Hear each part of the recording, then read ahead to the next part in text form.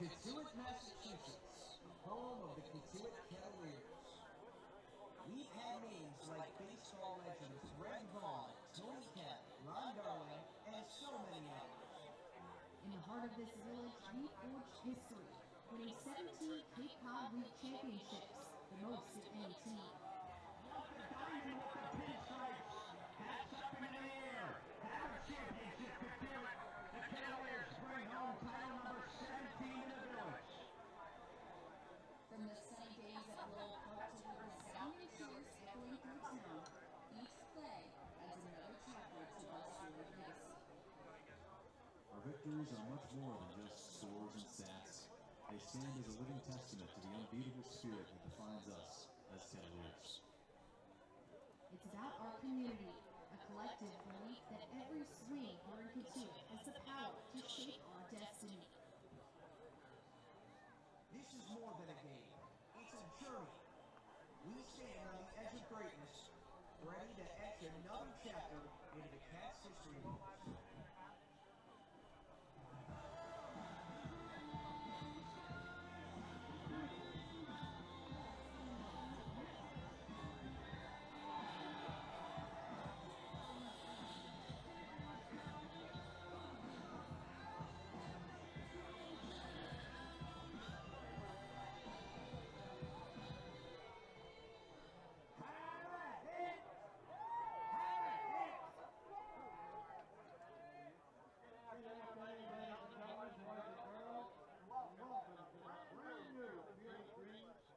Lowell Park. It's historic. Another pretty Lowell Park.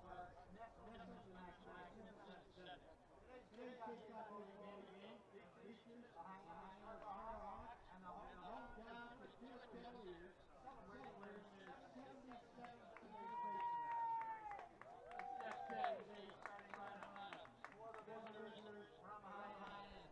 Leading off number 3, Park Roaches, center field, Georgia Tech. Batting second, number 11, number 30, Cotuit Kettleers. In the third spot, third baseman, number 13, Michael Salvo, Dallas Batman. Batting up for Hyannis, number 40, Zach Wolf, first baseman, Rand Danny. In the fifth spot, 33, Eric Snow, baseman, Auburn. Welcome into the Kettleers starting 9 ahead of Game 6 between Hyannis and Cotuit. The Harbor Hawks heading into this game at 4-0-1, first place in the Western Division, taking on the Kettleers at 2-3, third place in the West Division. And welcome back into the Kettleers starting 9. I'm Joe Pratt, joined alongside Alex Rocco and Jimmy Middleton ahead of this Game 6 and the Kettleers when we look back at that game. Yeah, the pitching was my highlight of the game, especially Ian May out of the pen. 3 2/3 of the inning, 1 hit, 1 strikeout. You know, he really kept the ball on the ground, kept the ball out of the air, and threw strikes, which with an 18-run lead, that's all you have to do. So I was really impressed with Ian May's outing out of the pen, just being able to keep the Cats in the game, keep that lead, and just throw strikes and get the ground ball outs. That's right, and some other promising news for the Kettleers. Nathan Hall and Nolan Nocki already making a massive impact on the Kettleers lineup. Adele Huffman had the chance to catch up with Nocki a few moments ago, so we'll send it to that right now and be back with the rest of the Cats starting 9. Hey Cotuit family, my name's Adele Huffman and I'm joined alongside Nolan Nocki from Clemson University. Nolan, go ahead and tell us a little bit about yourself. So I'm from Clemson University. I am going into my junior year. I'm originally from Long Island, New York. Yeah. From New York. So what about Clemson stood out to you? So obviously the culture is much different down there, but it was a great experience. I've made a lot of unbelievable relationships along the way, and yeah, it's home now. So. Nolan, you played with the Martha's Vineyard Sharks last year, and so I'm sure you experienced some amazing things on the Vineyard. What are you looking forward to experiencing on the Cape in Cotuit specifically this summer? Yeah, last summer was great. I loved the Sharks. It was a great summer, made a lot of great relationships, a lot of great memories, and I'm really just looking forward to the same thing here. It's been a great place. Everyone's been so welcoming, and I'm just pumped to get rolling. So last night against Harwich, you had an amazing night. You hit that leadoff single in the second inning. You also had a home run. How important was it for you to come out on your first night in Cotuit and perform so well? I think the goal was just kind of to have fun, and again, I felt super welcomed here, and so yeah, I just tried to do my best to help the team win. And the guys around me were getting on base. The guys around me were knocking me in, all that kind of stuff. So I give all the credit there. And you have your teammate here with you on the team, Nathan Hall. How is it playing with him at Clemson, also with the Sharks, and now at Cotuit? Mm-hmm. Yeah, Nate's one of my best buddies. We actually roomed, so we had the same host family in Martha's Vineyard, and then we roomed together last year, all year. So he's one of my best friends. It's great to come out here and play with him. Just comfortable, and I'm happy to see him doing so well too. And last but not least, do you have anything you would like to say to the Cotuit family? Go Cats! Go Cats. Thanks, Nolan. We welcome you back into the starting nine, and we're going to take a look at some keys to the game for a Cats win in tonight's contest against the Harbor Hawks. Jimmy, what's going to be a major key for a Cotuit win? Yeah, my key to the game is keeping the ball on the ground tonight for the Kettleers. You know, Hyannis going into yesterday's game was leading the league in run differential with, I'm pretty sure, was 32. So keeping that ball on the ground, making your fielders make plays behind you, and just getting those ground ball outs. Just have your fielders make plays behind you. That's really my key to the game for tonight. Alex, a key for you? My key is working similar at-bats toward last night. You really saw Cotuit put together good at-bats, and it was the singles that really made the difference in the game. So make sure you're seeing a lot of pitches, fouling off tough pitches, and having competitive and tough at-bats. And if the Cats can do that, the runs should come, and hopefully that could lead to a second straight victory. Yeah, absolutely. The offense definitely going to have to be there against a high-powered Hyannis team, but also throwing strikes and being consistent on the mound today is also going to be a major key in this game. Cameron Hill, a bit of trouble his last time out on opening day against Harwich, where he walked 5 batters and gave up 4 earned runs. Looking for some redemption in today's contest against Hyannis. It's the Harbor Hawks, it's the Kettleers, and it's all coming up next on the Kettleers Digital Network. Welcome to a sunny Lowell Park here in Cotuit. I'm Alex Rocco, joined alongside by my broadcast partner Joe Pratt. And Joe, these are two rivals that are squaring off just 6 games into the year. Hyannis coming into tonight's contest with a 4-0-1 record. Cotuit coming off of an 18-4 win last night, improving their record to 2-3. And just around 10 minutes until first pitch between these two squads. But Joe, a big win last night for the Cats. What are you looking forward to here tonight? Yeah, well, last night an 18-4 win at Harwich. They did pretty much everything that we said that the Cats needed to do, which is to kind of have a big offensive explosion. It seems like when a team falls behind offensively, especially at the start of a season, one of those big innings or a big couple of innings can really jumpstart the offense and bring them out of that slump offensively. So hopefully that last night did exactly that for the Kettleers, and hopefully a similar lineup today is able to manufacture maybe not as much runs as they did last night, but anything close to that would surely be good. And you mentioned the big innings, a 5-run second inning, a 5-run third inning, and then, of course, that 8-run fourth inning. Led on the back of the home run ball, saw 3 Kettleers home runs last night, those coming off the bat of Nathan Hall, Nolan Nocki, and Brandon Compton, who really all led the way and had big games today. So you mentioned the similar lineup. Why don't you take us through the Cats lineup? Yeah, let's take a look at the Cats lineup, starting with the top of the order. Nolan Nocki made his debut yesterday in Harwich, and actually we're going to give you the rest of the starting lineup after the national anthem.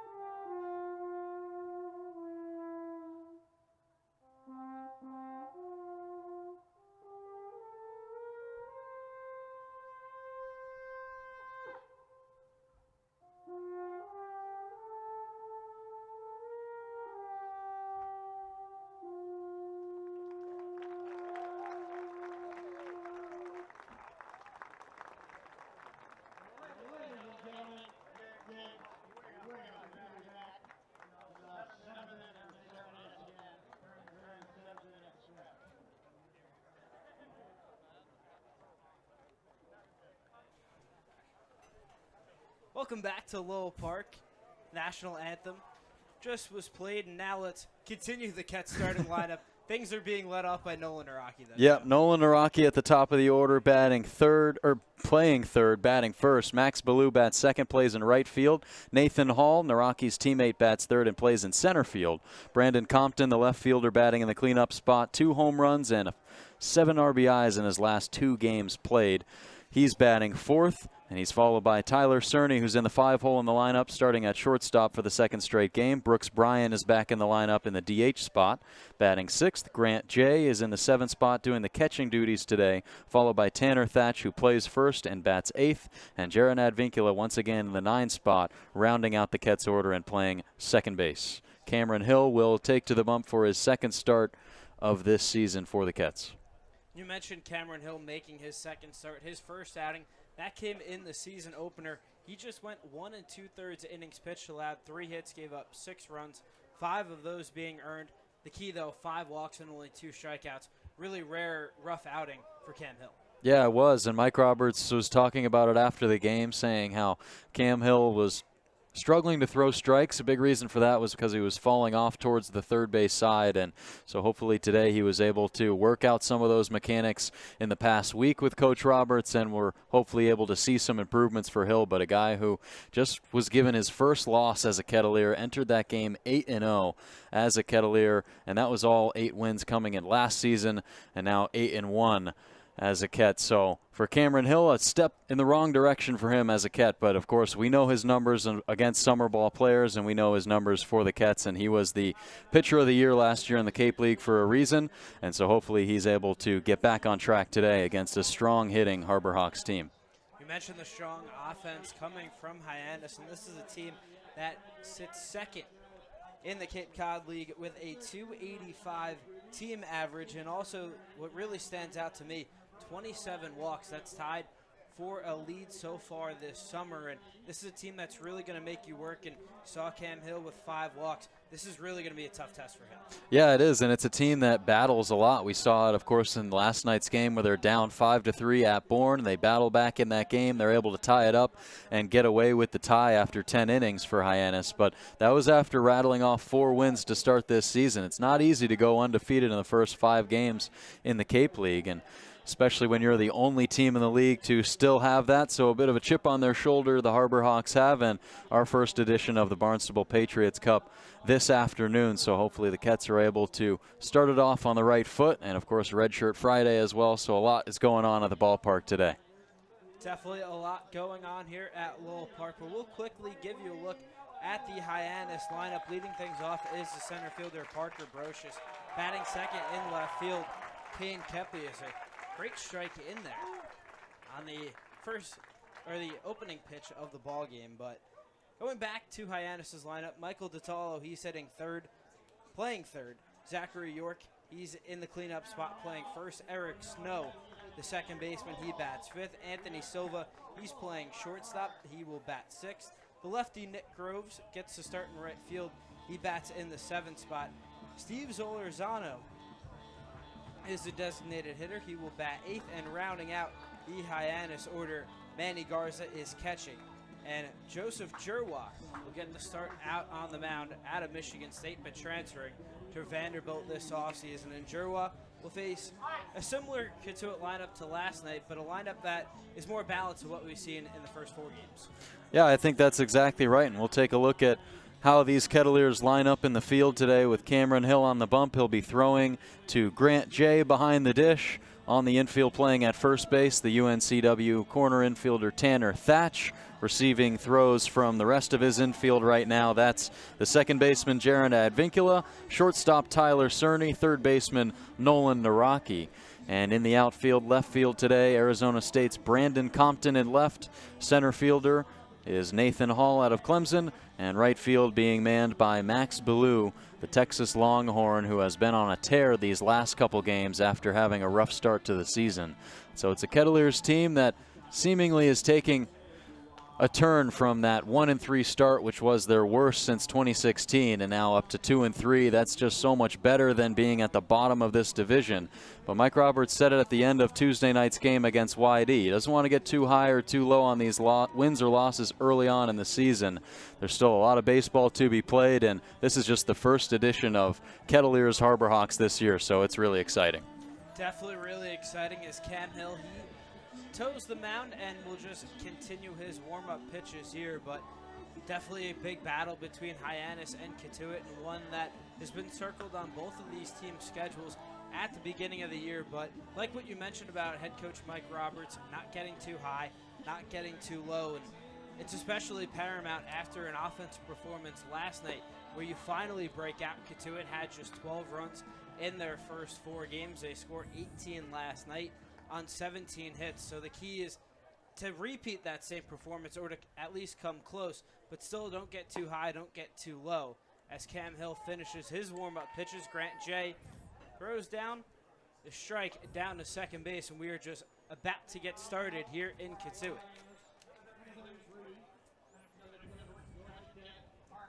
Joe, any final thoughts before we get going?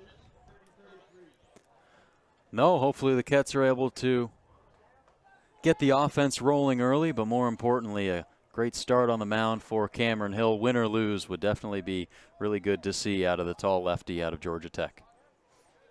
Cam Hill is ready. Parker Brocious is ready.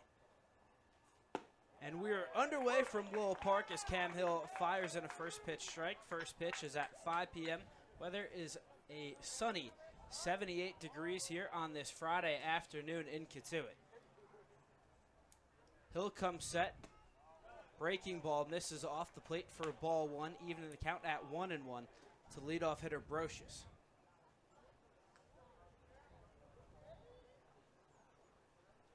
Mark Rowan behind the home plate. He will call balls and strikes as Hill once again misses inside. Bill Rush, he's the first base umpire, and Ryan Damari, he's at third. Hill's 2-1 pitch line straight back into the fence behind home plate, even in the count at 2-2.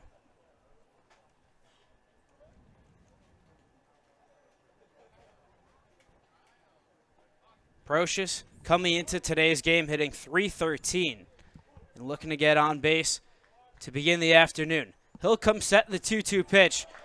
Got him looking. Cam Hill, a 92-mile-an-hour fastball, catches his own for strike 3, and Parker Brocious is set down for the first out of the ballgame. Well, hopefully we can see more of that from Cam Hill locating down in the zone. Jimmy Middleton mentioned on the pregame show that the key to the game is going to be keeping balls on the ground. Doing pitches down low in the zone is going to keep pitches or keep balls hit and play down on the ground. And so for Cam Hill, keeping those pitches lower in the zone going to be very important today against this Hyannis lineup that's in the top 5 and top 3 in pretty much every single offensive category. Definitely a dangerous lineup as Kane Kepley digs in, watches 2 off-speed pitches from Cam Hill catch the strike zone, and he's quickly down on the count 0-2 to begin his first at-bat. Kepley coming off a year at Liberty where he hit .326 with 9 home runs and 31 RBIs as Hill goes back to the breaking ball. That one just too far down low. 74 miles an hour on the gun there. Cotuit rocking the red jerseys today as Kepley flares this one into the outfield. Getting underneath it is the left fielder Brandon Compton, who makes the grab for out number 2. So 2 up, 2 down for Cam Hill so far.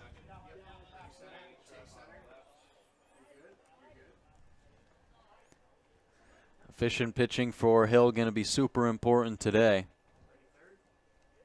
Ran into a lot of trouble, but put too many base runners on, too many free passes, 5. Allowed 6 runs his last time out, 4 of which were earned. So his defense going to have to step up in this game as well.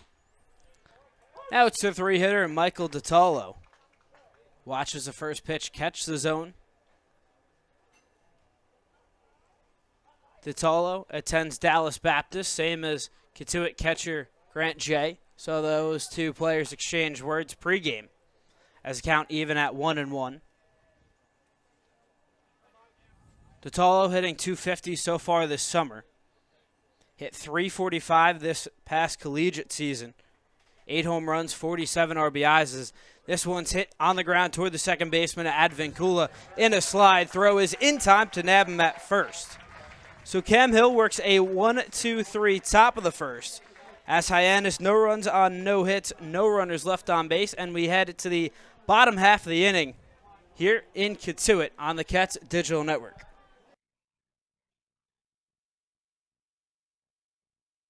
Operating on Cape Cod since 1988, Advanced Embroidery has garnered national awards in embroidery and screen printing. They offer screenings on golf shirts, Oxford shirts, jackets, t-shirts, sweatshirts, hats, and bags. Advanced Embroidery will print your company's or team's logos anywhere. Thousands of satisfied customers can attest for Advanced Embroidery's attentive customer service, tight quality control, and quick turnaround time. They're open 9 a.m. to 5 p.m. Monday through Friday on 38 Plant Road in Hyannis. Beacon Gardens is a full-service garden center right here in Mashpee. They sell a variety of landscaping materials and seasonal produce to both consumers and landscaping professionals around the Barnstable Village. Stop by and see all Beacon Gardens has to offer at 182 West Barnstable Road in Osterville. Bortolotti Construction is your go-to provider for all excavation, drainage, and waterworks services. On top of that, they offer landscape filling materials such as sand, native stone, gravel, shells, and more. Serving Cape Cod and the islands for 30 years, Bortolotti Construction is committed to serving its community. Visit at 45 Industry Road in Marston's Mills or call 508-771-9399. With 30-plus years of personal injury litigation and insurance negotiation experience, Snow Law Firm is your go-to for wrongful injuries and rightful compensation. Snow Law Firm will secure the maximum amount of compensation available through settlement or trial. Schedule a free case evaluation by calling 508-477-7100. With 30-plus years of personal injury litigation and insurance negotiation experience, Snow Law Firm is your go-to for wrongful injuries and rightful compensation. Snow Law Firm will secure the maximum amount of compensation available through settlement or trial. Schedule a free case evaluation by calling 508-477-7100. With 30-plus years of personal injury litigation and insurance negotiation experience, Snow Law Firm is your go-to for wrongful injuries and rightful compensation. Snow Law Firm will secure the maximum amount of compensation available through settlement or trial. Schedule a free case evaluation by calling 508-477-7100. With 30-plus years of personal injury litigation and insurance negotiation experience, Snow Law Firm is your go-to for wrongful injuries and rightful compensation. Snow Law Firm will secure the maximum amount of compensation available through settlement or trial. Schedule a free case evaluation by calling 508-477-7100.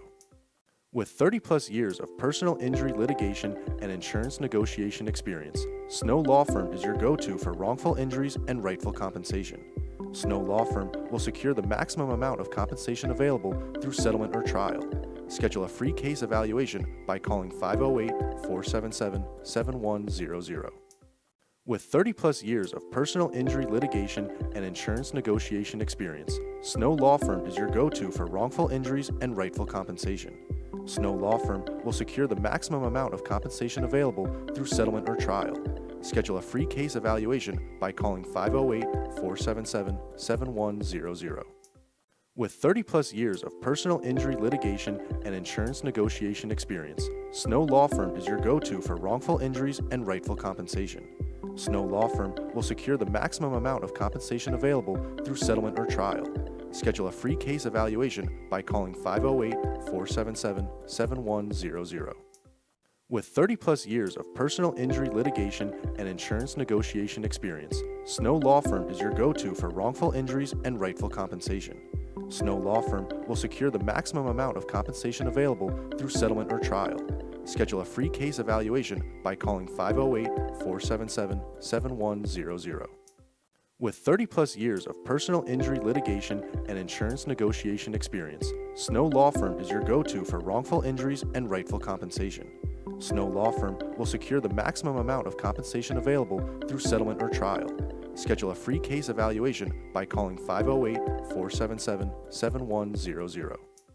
With 30-plus years of personal injury litigation and insurance negotiation experience, Snow Law Firm is your go-to for wrongful injuries and rightful compensation.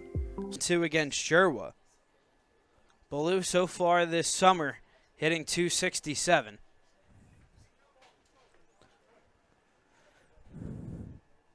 Jerwa comes set, deals the 1-2 off-speed pitch, taken well outside. The count is even at 2-2 to the Texas Longhorn slugger.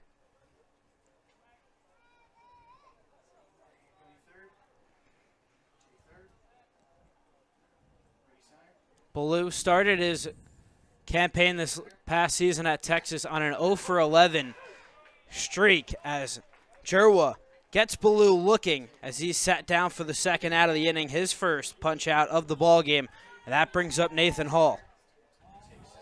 Nathan Hall with a massive night last night in his Ket's debut, coming off of a year at the Vineyard, but a great day yesterday to insert himself into this lineup. First at bat, launched a 3-run homer.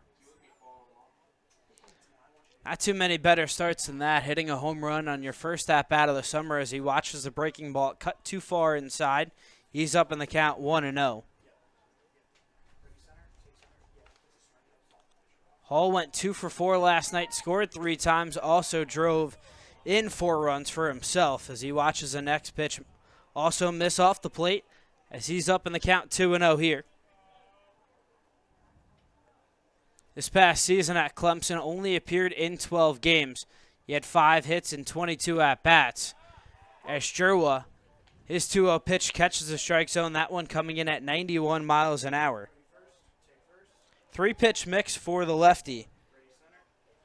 It's a sinker that sits around 90 to 92, a changeup that comes in around 82. As Hall hits this one on the ground and through for a base hit, so Nathan Hall reaches with 2 outs in the inning on a single into left field, and that brings up the ever-dangerous Brandon Compton.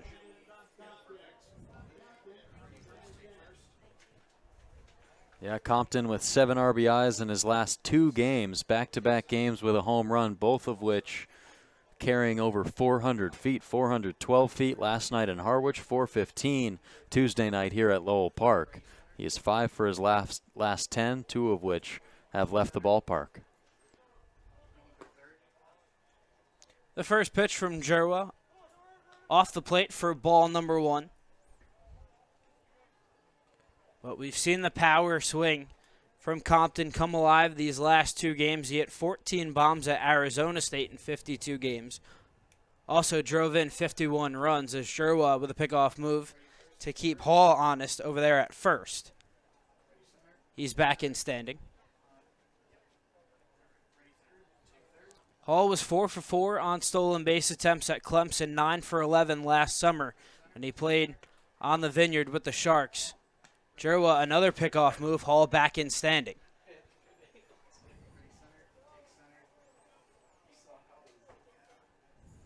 So Hyannis keeping an eye on Hall early on in this game as Jerwa now comes home.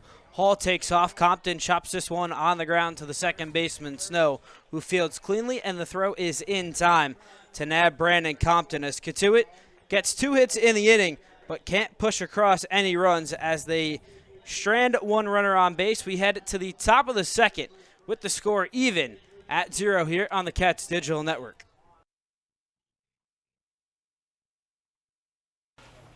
Since 1980, the O'Rourke family has been catering Cape Cod clam bakes, making your events delicious and memorable. Founded by Jake O'Rourke, Jake's Clam Bakes has become a beloved tradition, now carried on by his son, Dan. Choose from our menu options, and on the day of your clam bake, their crew will come to your site and steam a fresh, mouth-watering clam bake just for you. It's that easy. Call us at 833-252-6285 or visit our new takeout location at Building 6 on 3821 Route 28 in Marston's Mills. Email us at dan@jakesclambakes.com with your event details, number of guests, date, time, location, and any special requests like a raw bar, homemade desserts, or kids menu. Not catering? Try their takeout menu featuring lobster rolls, smash burgers, salads, sandwiches, and a smoothie bar. Jake's Clam Bakes, making Cape Cod gatherings unforgettable. Discover a treasure of nearly 70,000 books at the Isaiah Thomas bookstore right here in Cotuit. Founded in 1969 and relocated to a restored 1860s Crocker family house in 1990. Their shop is a haven for book lovers of any age. Visit the Isaiah Thomas bookstore on 4632 Falmouth Road in Cotuit or contact at 508-428-2752. Discover a treasure of nearly 70,000 books at the Isaiah Thomas bookstore right here in Cotuit. Founded in 1969 and relocated to a restored 1860s Crocker family house in 1990.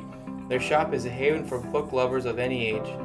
Visit the Isaiah Thomas bookstore on 4632 Falmouth Road in Cotuit or contact at 508-428-2752.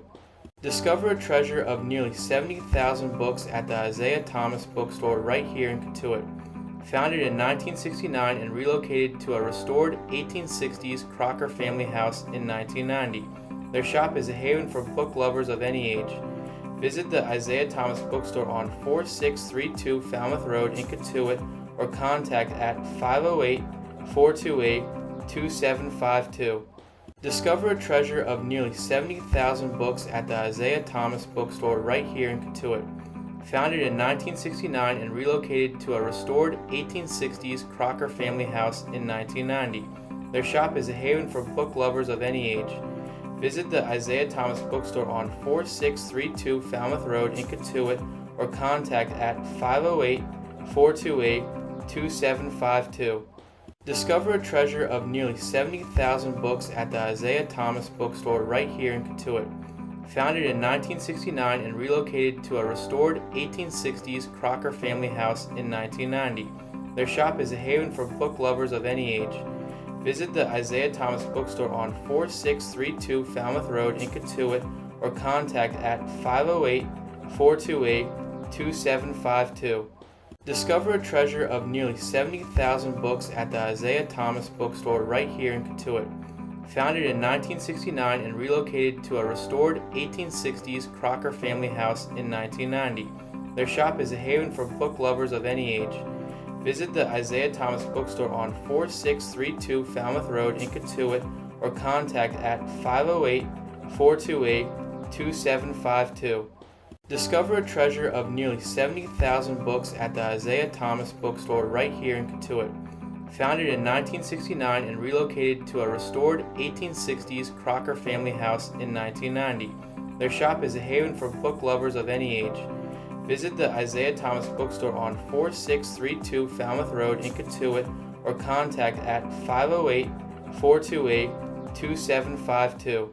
Discover a treasure of nearly 70,000 books at the Isaiah Thomas bookstore right here in Cotuit. Founded in 1969 and relocated to a restored 1860s Crocker family house in 1990. Their shop is a haven for book lovers of any age. Visit the Isaiah Thomas bookstore on 4632 Falmouth Road in Cotuit or contact at 508-428-2752. Discover a treasure of nearly 70,000 books at the Isaiah Thomas bookstore right here in Cotuit. Founded in 1969 and relocated to a restored 1860s Crocker family house in 1990. Their shop is a haven for book lovers of any age. Visit the Isaiah Thomas bookstore on 4632 Falmouth Road in Cotuit or contact at 508-428-2752.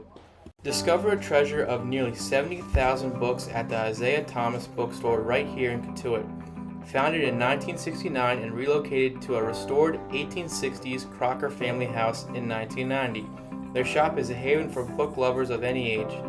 Visit the Isaiah Thomas bookstore on 4632 Falmouth Road in Cotuit or contact at 508-428-2752.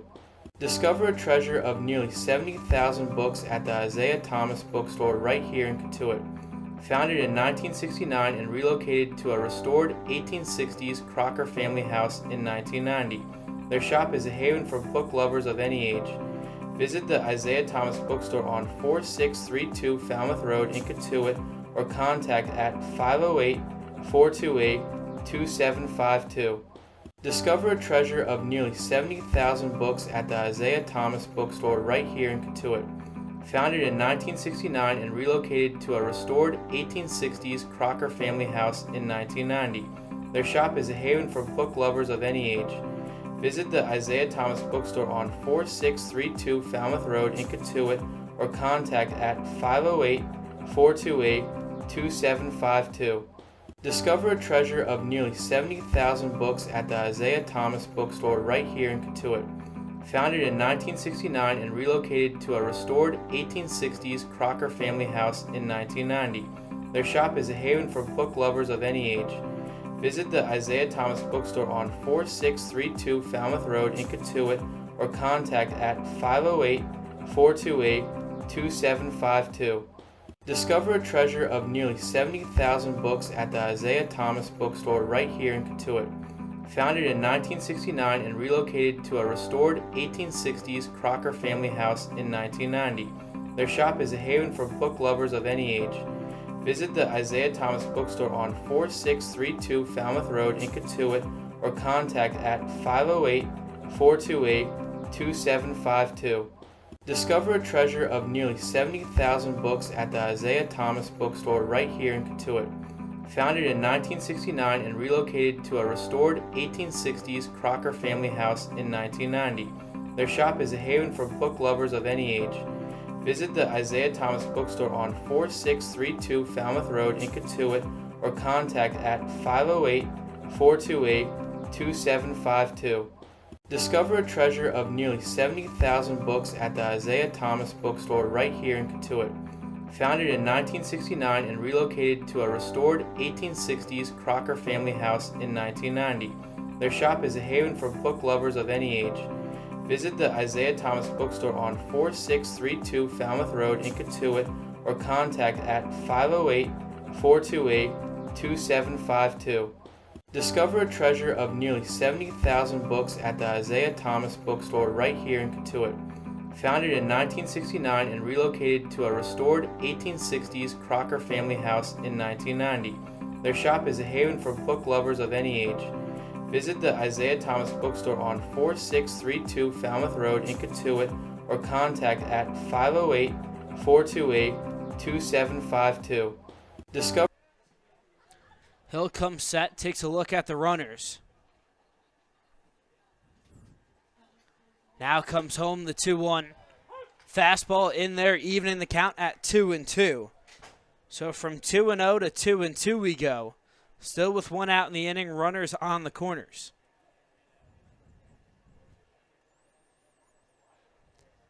Hill peers in, gets the sign. Now comes set. His 2-2 pitch. Cut on and miss, strike three. A big strikeout for Cam Hill. As Solorzano's retired for the second out of the inning, Hill's second punch out.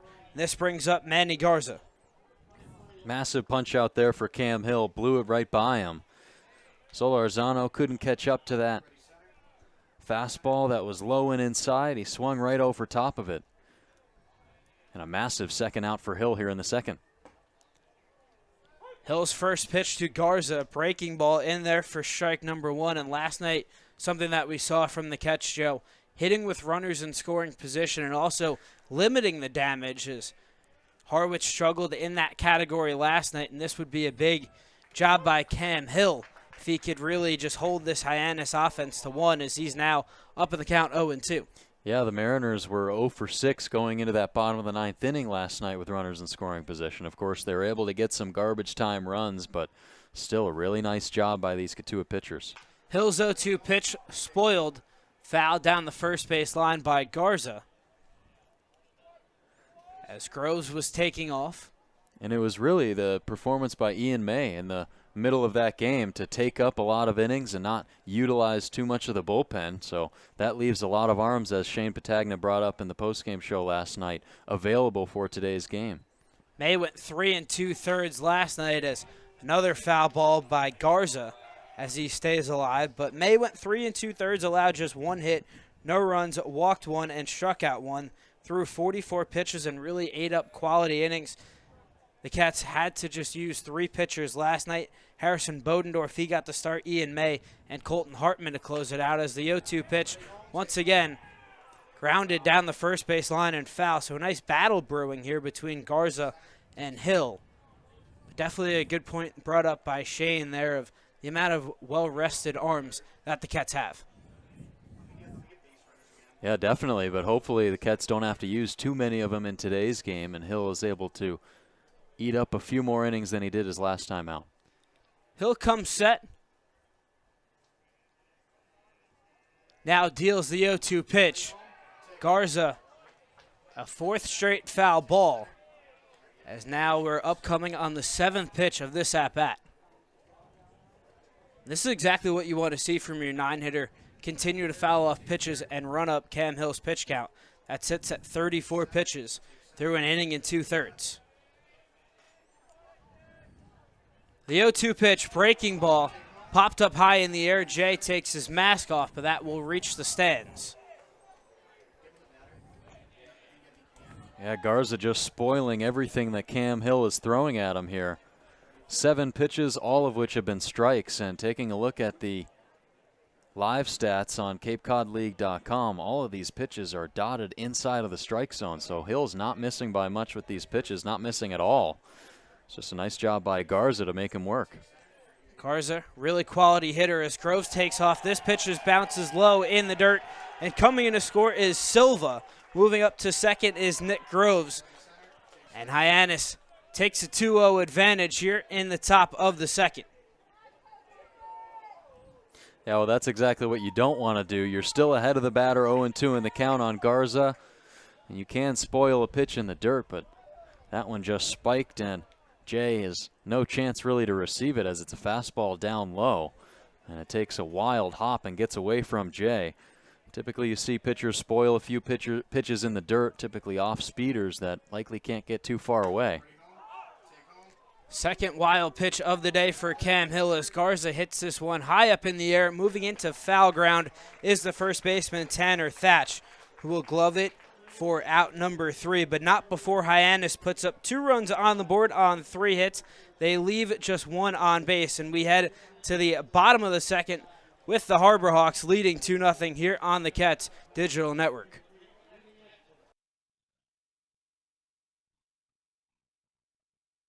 Since 1995, MK Pasic Plumbing and Heating has been your trusted commercial and residential plumbing contractor in Massachusetts. They specialize in new and rehabilitation work, gas and pipe fitting, climate control, heating, HVAC, oil burner work, boiler installation, radiant heat, forced hot water, air conditioning, and duct and sheet metal fabrication services. Founded and owned by Michael Pasic, a team of 9 skilled professionals is dedicated to providing top quality service. MK Pasic Plumbing and Heating is registered with the Massachusetts Board of State Examiners of Plumbers and the Department of Public Safety. For all your plumbing and heating needs, contact MK Pasic Plumbing and Heating at 508-420-3429 or at 60 Clamshell Point Lane in Cotuit. MK Pasic Plumbing and Heating, proud sponsor of the Cotuit Kettleers. Escape the summer heat at Polar Cave Ice Cream Parlor, located on Route 28 in Mashpee, right at the Barnstable town line. Our creamy, homemade ice cream flavors will delight your taste buds. Plus, Kettleers kids get a free cone on home game days. Call us at 508-477-5553 or email info@polarcave.com to learn more. Come chill with us and experience the coolest treats on Cape Cod. Willow Bend has been regarded as one of Cape Cod's and New England's premier private clubs and communities for over 25 years. Willow Bend is a family-friendly community right here in Cotuit. They strive for a fun and relaxed lifestyle with good times and good friends. Discover all that and more at Willow.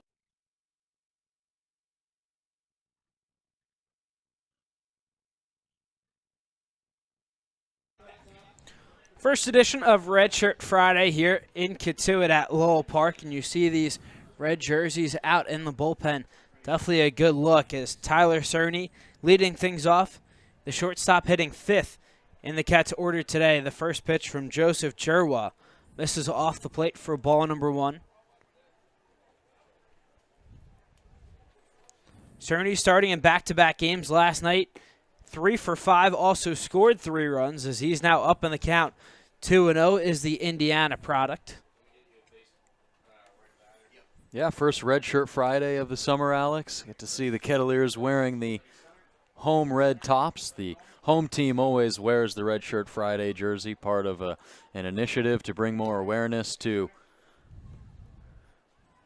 U.S. troops and law enforcement, and we'll have a hero of the game announced before every single ball game. We saw the hero of the game for today's game throw out a nice first pitch ahead of this one, and Adele Huffman will be joined by him during this ball game, so we'll definitely be excited to see what he has for us.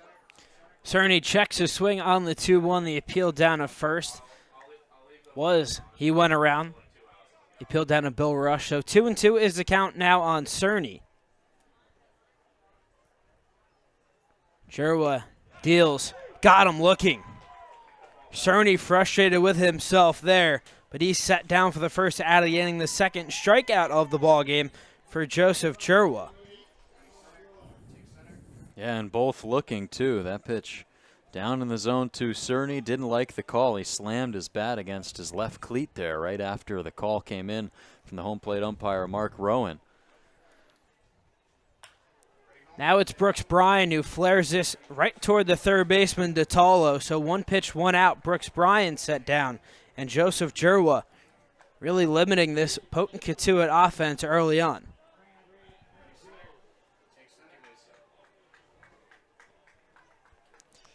Now it's the catcher, Grant Jay. Jay hit his first home run of the season the last time we were at Lowell Park. That was in a game against YD. Scored or drove home 4 RBIs in that ball game as the first pitch from Jerwa in there for strike number 1. Jerwa, the tall lefty, stands 6'7", out on the mound. Now comes set, deals the 0-1. Breaking ball gets Jay to wave through it. He's just 1 strike away from working a 1-2-3 bottom of the second.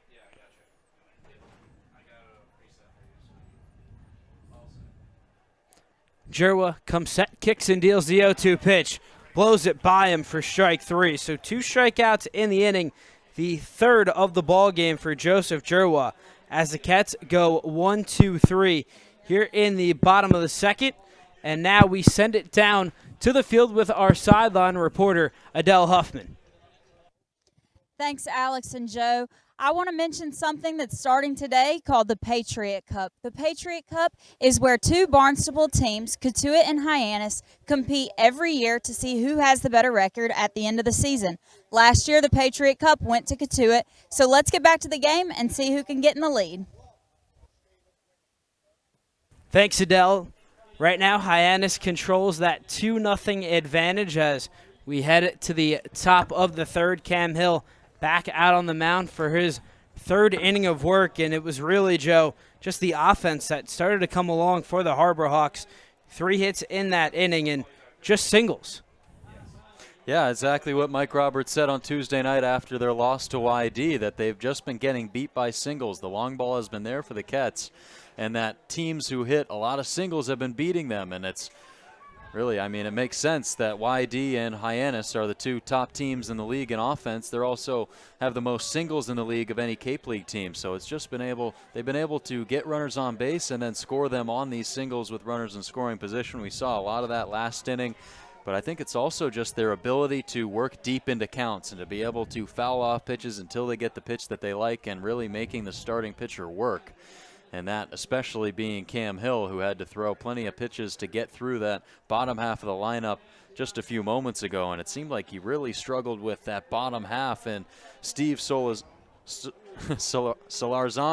and Manny Garza down at the bottom of the order, they both struck out and popped out to end the inning, but worked really strong at bats. So Cam Hill is going to have to dial in those first few pitches in the count, or he's going to have to try to get those in the zone, because seemingly when he's able to get them in, he has more success. But watching a couple of these warm-up pitches, Alex, we've seen Cam Hill most recently on that last one slip on the landing foot, right on the landing zone on the front of that mound.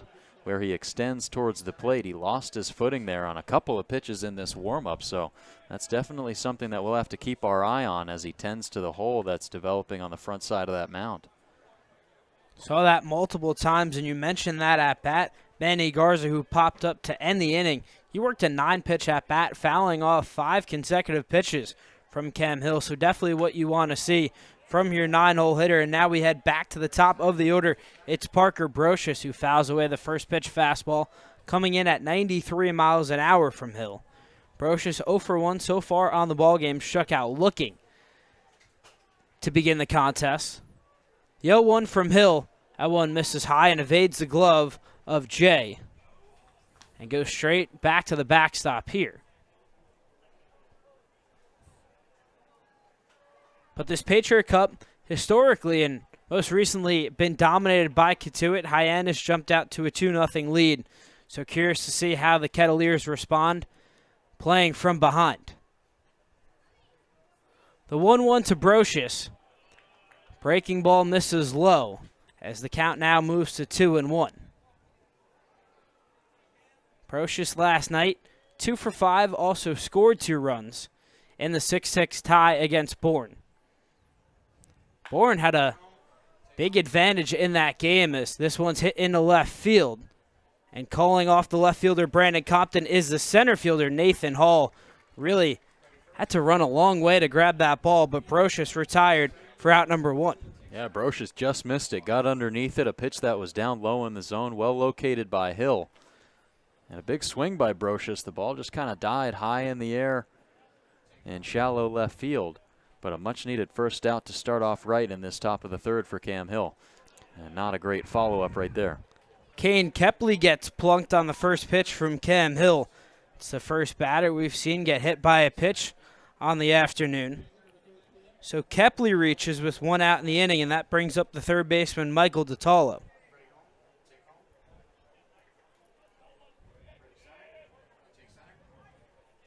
DiTallo 0 for 1. Grounded out to the second baseman to end the top of the first. Hill takes a look at Kepley. A long look.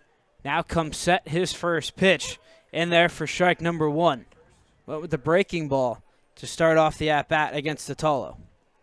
Yeah, and located it well, low and outside against the right-handed swinging DiTallo, who grounded out his first time up.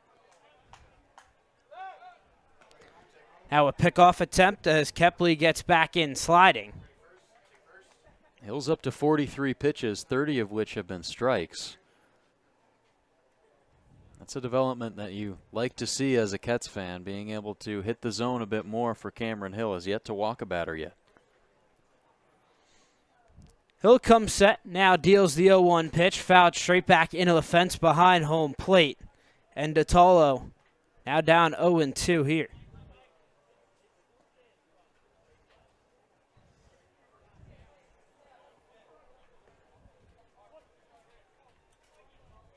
Hill threw 62 pitches in his first outing of the year and struggled with command, so strikes have been good to come by as Naraki, this one goes to third. Avancula from second. The throw is in time. They got him. A 5-4-3 double play for the Kets, so Cam Hill allows the hit by pitch to Kane Kepley and rolls a pitcher's best friend to get out of the inning. So no runs on no hits, no one stranded. We head to the bottom half of the inning with Hyannis still leading 2-0 here on the Cats Digital Network. RCA Electric and Generators is dedicated to helping homeowners and building contractors select, purchase, install, and maintain the ideal generator for their specific needs. Since being founded by Randy Agnew in 1990, this Barnstable-based family-run business has grown its reputation by serving all of Cape Cod, the South Shore, and the South Coast. Get in touch today by reaching out to RCA at 508-428-0449 or visit in person at 153 Commercial Street in Mashpee. Hi, this is Sean Keys, third baseman from Bucknell University, and you're listening to the Cotuit Kettleers Broadcast Network. Snow Law Firm will secure the maximum amount of... For over 40 years, Vollmer & Son Construction has proudly served its community, providing a wide range of construction services, from bathroom renovations to complete home remodels. When you work with Vollmer & Son, you are being taken care of by natives of Cape Cod who support the community by using local suppliers and subcontractors. Vollmer & Son Construction, a proud sponsor of the Cotuit Kettleers. Operating on Cape Cod since 1988, Advanced Embroidery has garnered national awards in embroidery and screen printing. They offer screenings on golf shirts, Oxford shirts, jackets, t-shirts, sweatshirts, hats, and bags. Advanced Embroidery will print your company's or team's logos anywhere. Thousands of satisfied customers can attest for Advanced Embroidery's attentive customer service, tight quality control, and quick turnaround time. They're open 9 a.m. to 5 p.m. Monday through Friday on 38 Plant Road in Hyannis.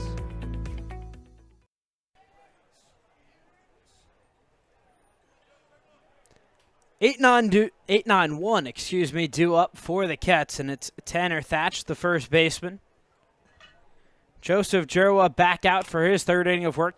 Thatch swing away at the first pitch, hits this one into center field, and making the running grab is the center fielder Parker Brocious. So one pitch, one out. Now Jared Advincula due up. Thatch has put a good barrel on a lot of pitches so far this season, but just hasn't been able to find a lot getting down in the field and being able to go out for extra bases like he's so used to. Still looking for that first homer after being in the top 10 in the NCAA in home runs in college this season. Thatch hitting just 154 so far this summer, but a player who really has found his swing early on in the season is Advincula, who watches the first pitch catch the strike zone from Jerwa.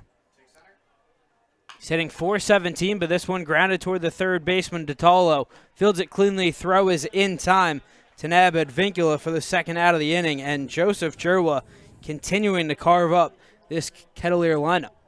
It seems like there have been a few guys in this lineup who in the past week have been hitting the ball hard, but they just haven't been getting through, and one guy seemingly was Brandon Compton, who started off the year 0 for 9. And was really able to turn things around, was still putting together good at-bats, worked a few walks, and hit the ball hard. It's just was getting knocked down in the field. And I think that's a big kind of microcosm of the entire Kettleer season, I guess, is good defense on the other side of teams. And in recent games, they've been able to take advantage of some defensive mistakes and in turn put together a couple of really solid ball games. Only one of them, though, resulting in a win. Cotuit 24 runs in their last two games as Nolan Nocki swing away, hits this one into left field. That's his second hit of the ball game. So two singles for the leadoff hitter. Nocki brings up Max Ballou. Another really nice piece of hitting from Nocki, showcasing his ability to spray it to all fields. His first time up, putting it in the right center field gap. Tried to stretch that to a double. He was unable to. This time he holds up at first with 2 gone in the inning, but a 2-for-2 day for Nocki and his 4th hit of the season. 4 for 7 through 2 games for Nocki as Max Ballou gets the at-bat going with a breaking ball that's taken outside for ball number 1. Ballou, he's 0 for 1 on the ball game, struck out looking back in the bottom of the first. This one hit down the right field line, and that drops in fair. Rolls all the way to the corner, fielded by the right fielder Groves. Nocki gets held at third, so it's a 2-out double for Max Ballou as the Cats have runners on second and third, still with 2 outs in the inning, and that brings up Nathan Hall. 3rd double of the season for the Kettleers, down at the bottom of the league, but that's a really nice piece of hitting from Max Ballou following up that 1-for-3 performance in last night's game. He belted that ball down the right field line, really got a hold of it and was aggressive in the count, especially following up his last at-bat against Jerwa where he struck out looking. So a good response for Ballou, and the Kettleers have a chance here with 2 gone. Cotuit with 4 hits so far. All 4 have come from this top 3 of the order, as here is the 3-hole hitter Nathan Hall. He singled it in his first at-bat as the opening pitch from Jerwa catches a strike zone. As he starts out Hall with a fastball.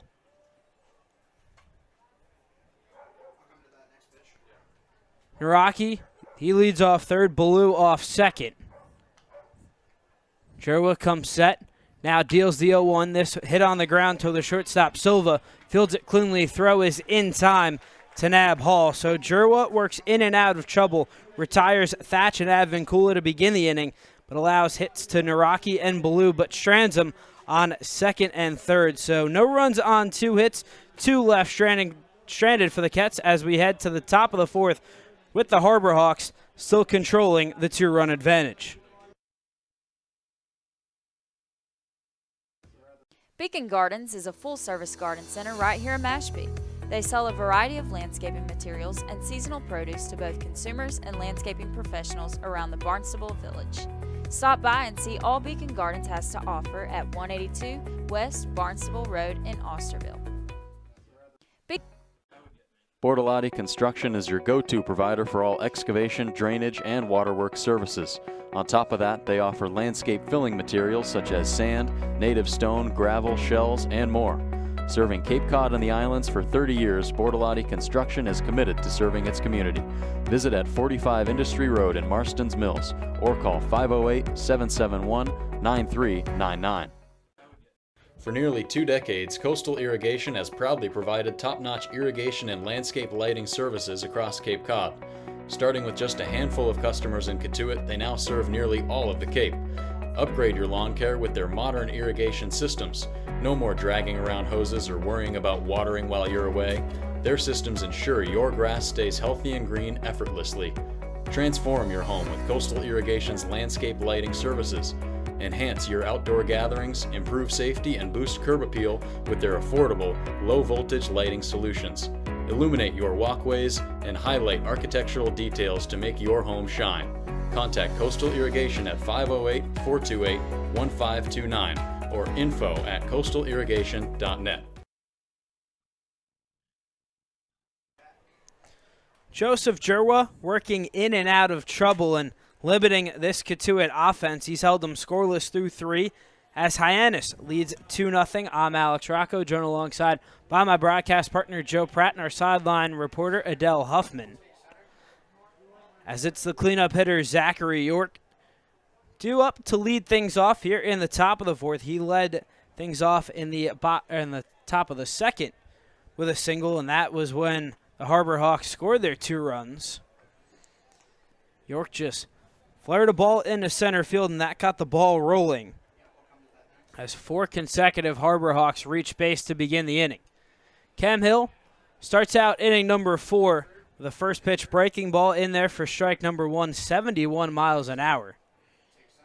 And Hill's a guy who can really change speeds and locations as he bounces this one right up to home plate. It's a fastball that sits between 90 to 95, and of course you just saw the 71 mile an hour breaking ball. That can really confuse hitters. Yeah, for sure, and usually that slider is up in the high 70s, 77, 78 usually from Hill. Really toying with York, who... York chops this one up the middle. Hill fields cleanly, comes off the mound, flips it easily to Tanner Thatch as Zachary York set down for out number 1 of the inning. Yeah, York was activated last year. He was activated in the middle of the season on July 7th. Immediately after getting activated, he goes on a 12-game hit streak. Only strikes out 6 times across his first 60 at-bats in the Cape League. Eric Snow swing away at the first pitch, lines this one down for a single into left field. Compton relays the ball in quickly, so Eric Snow picks up his 2nd hit of the afternoon as Hyannis has a runner on first with 1 out in the inning. Yeah, and the last time Snow was up, he also attacked early on in the count. This was a fastball pretty much right down the heart of the plate, middle to Snow, and can't say no to that as he rips it into left field, and he improves to 2 for 2 on the day. Now it's the shortstop Anthony Silva who reached on a fielder's choice, who later came around to score. Silva swings away at the first pitch. This one hit into shallow center field. Nathan Hall gets underneath it and gloves it down for out number 2. Have to appreciate the way Cam Hill is throwing a lot more strikes today. 50 pitches, 36 strikes. That's a big step up from the last time he was out, and still hitting on that first pitch in the count, trying to get ahead of these batters. It seemed like they were attacking the zone, and this time he's able to draw a bit more weak contact in this 4th inning. Right there off the bat of Silva, popped into center. Now it's the lefty, Nick Groves. First pitch from him runs too far in tight. Groves has to back out of the way. But he's 1 for 1, hit an RBI single. That got Hyannis the 1-0 lead that Silva later came around to score on a wild pitch from Cam Hill. As here's the 1-0. Fastball just off the plate as Groves now up in the count 2-0.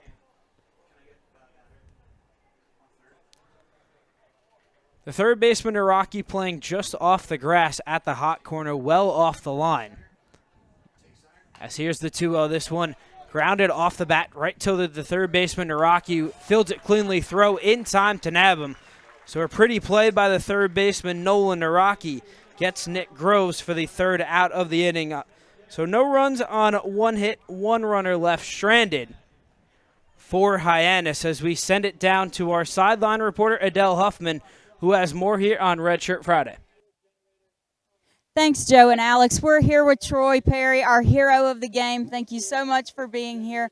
So I just have a couple questions for you. First off, you've served 25 years in the Barnstable Police Department. What are you most proud of? Oh, man, I'm most proud of I grew up in this community and be able to serve back in the community that I grew up in.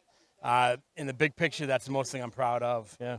Absolutely. And I have to ask, you're Max Ballew's host dad. What's that like?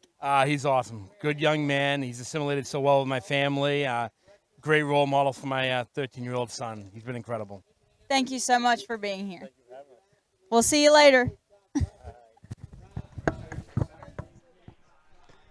Really awesome moment there, and just that's what the whole meaning of Red Shirt Friday is about, honoring everyone, and we'd like to thank Troy Perry for his service and everyone else here in the Cotuit community. And really awesome to see someone who's out here serving the community and while also being a host dad to Max Ballew.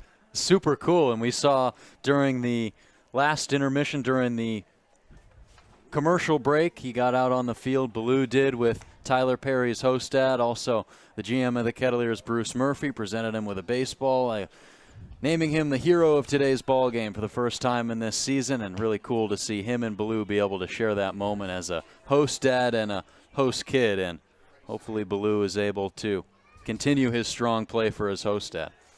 Ballew 1 for 2 today. He doubled.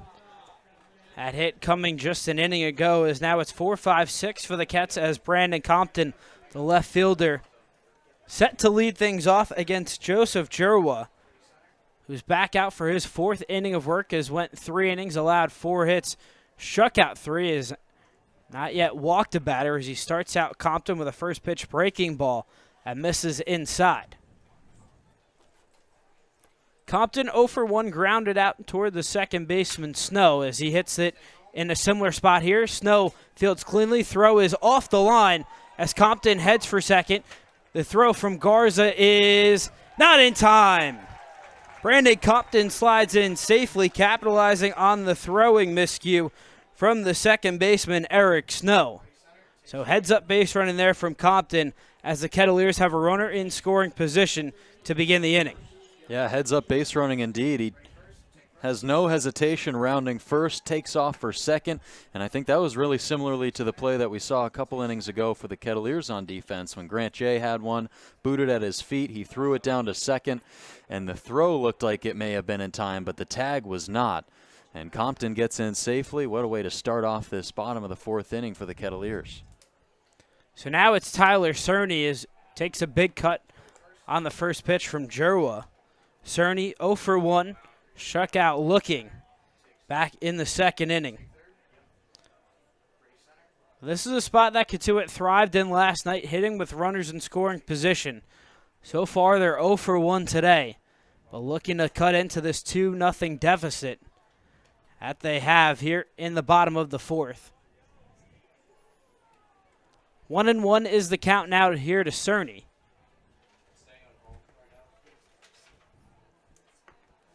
Jerwa comes set, now takes a look back at Compton.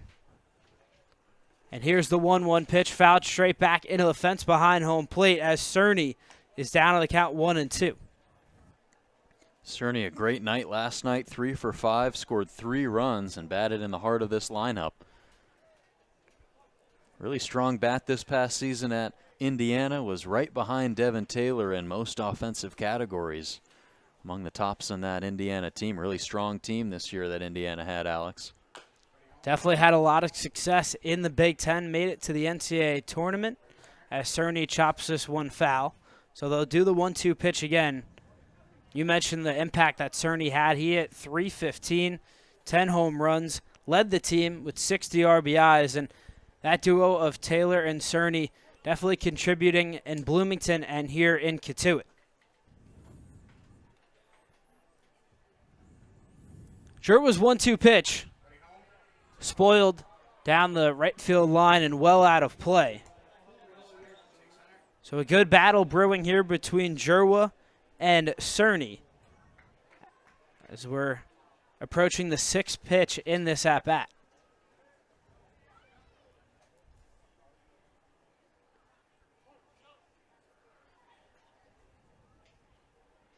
Just 40 pitches for Jerwa so far through 3 innings, 29 strikes, 11 balls. As here's the 1-2 pitch, chopped right back up the middle. Jerwa takes a look back at Compton at second, goes to first in time to nab Cerny. For the first out of the inning, Compton stays put over at second. Yeah, great awareness by Jerwa, the pitcher, to look back at second, who had Compton kind of in a pickle there for a second. He was able to quickly scamper back to the bag and then deliver a nice throw to first to get that first out.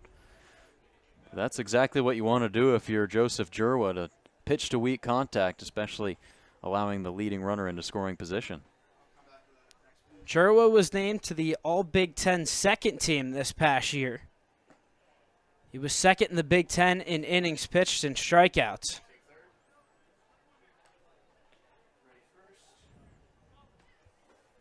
As he starts out the at-bat against Brooks Bryan with a first pitch ball. Bryan 0 for 1 on the day, popped up to the third baseman, Michael DiTallo. The 1-0, that catches a strike zone, evening the count at 1-1. Bryan got the night off last night, saw Matt Klein do the catching duties. And Grant J DH, now Jay catching tonight, Bryan in the DH spot. As the 1-1 here from Jerwa, breaking ball misses outside as Bryan's now up in the count, 2-1. Sun really shining here at Lowell Park. Fans came out for the 3rd home game of the year. The Cats still looking for their first win at Lowell Park this summer. It's the 2-1, fouled away, back toward the parking lot, and the count is even at 2-2 with 1 out in the inning.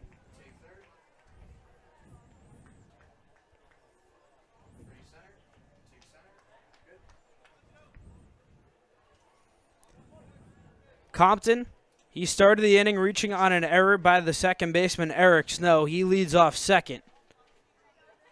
Jerwa shakes his head, now comes set, deals the 2-2 pitch. Got him looking.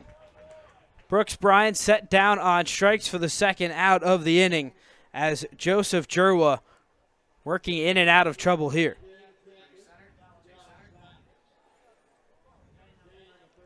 Yeah, another timely strikeout by Joseph Jerwa and a really great response after Compton got to second base. A weak ground out and now a strikeout. And he's an out away from getting out of this 4th inning jam and keeping the Hawks up 2. 4 strikeouts for Jerwa here as he begins the at-bat against Grant J with a fastball that misses well off the plate. So after 2 seasons at Michigan State, Jerwa entered the transfer portal. He will now play at Vanderbilt next season, so a valuable addition to that pitching staff. As the 1-0 fouled out of play, even the count at 1-1 here. I mean, a 6'7", 200-pound left-hand pitcher, a guy who is really lanky, really mobile on the mound, and has thrown a lot at Michigan State these past 2 seasons. Most recently, 14 starts this past year, 25 total appearances, 136 innings. He has 139 Ks in that span. Finished his last outing at Michigan State with an 11 strikeout performance in 7 innings. As he went with the breaking ball there to Jay. Thought he got the strike, but Jay is now up in the count 2-1. Winning that game, 7 innings, did allow 5 runs on 8 hits, but the 11 strikeouts, his only 10-plus strikeout performance of the season, had a bunch with 9. As Jay hits this one high and deep into left field, getting underneath it is the left fielder, Kepley, reaching up, and it's out of here. Grant Jay, a rocket off the bat, was up in the air for about a mile, but when it comes down, it ties the ball game at 2 here in the bottom of the 4th as Grant Jay homers for the second time this summer. An absolute blast by Grant Jay, a towering drive to deep left field. Kepley gave it a run. He leaped high at the wall, but it was just barely out of his reach. And boy, what a blast by Grant Jay. Follows up a 1-for-3 game last night. Was not one of the 3 Kettleers to hit a home run in last night's game, but an absolute bomb to knot this game up at 2s in the bottom of the 4th. 101 miles off the bat. That ball traveled 364 feet. And it tied this ball game up at 2 as Tanner Thatch, the first baseman, looks at a first pitch strike from Jerwa. The 0-1 breaking ball in there as the count now moves to 0-2. So Jerwa working quickly after surrendering the 2-run bomb. Well, Jay was thrown that pitch earlier in the count. He fouled it off. A fastball, middle, low in the zone. The 0-2 grounded out to short. Silva fields cleanly, throw is low, but scooped up by the first baseman, York, for out number 3, but not before Cotuit ties this ball game up at 2 on the 2-run bomb from Grant Jay. So 2 runs on 1 hit, 1 error. No runners left on base as we head to the top of the 5th, tied up at 2 apiece here from Lowell Park on the Cats Digital Network. Escape the summer heat at Polar Cave Ice Cream Parlor, located on Route 28 in Mashpee, right at the Barnstable town line.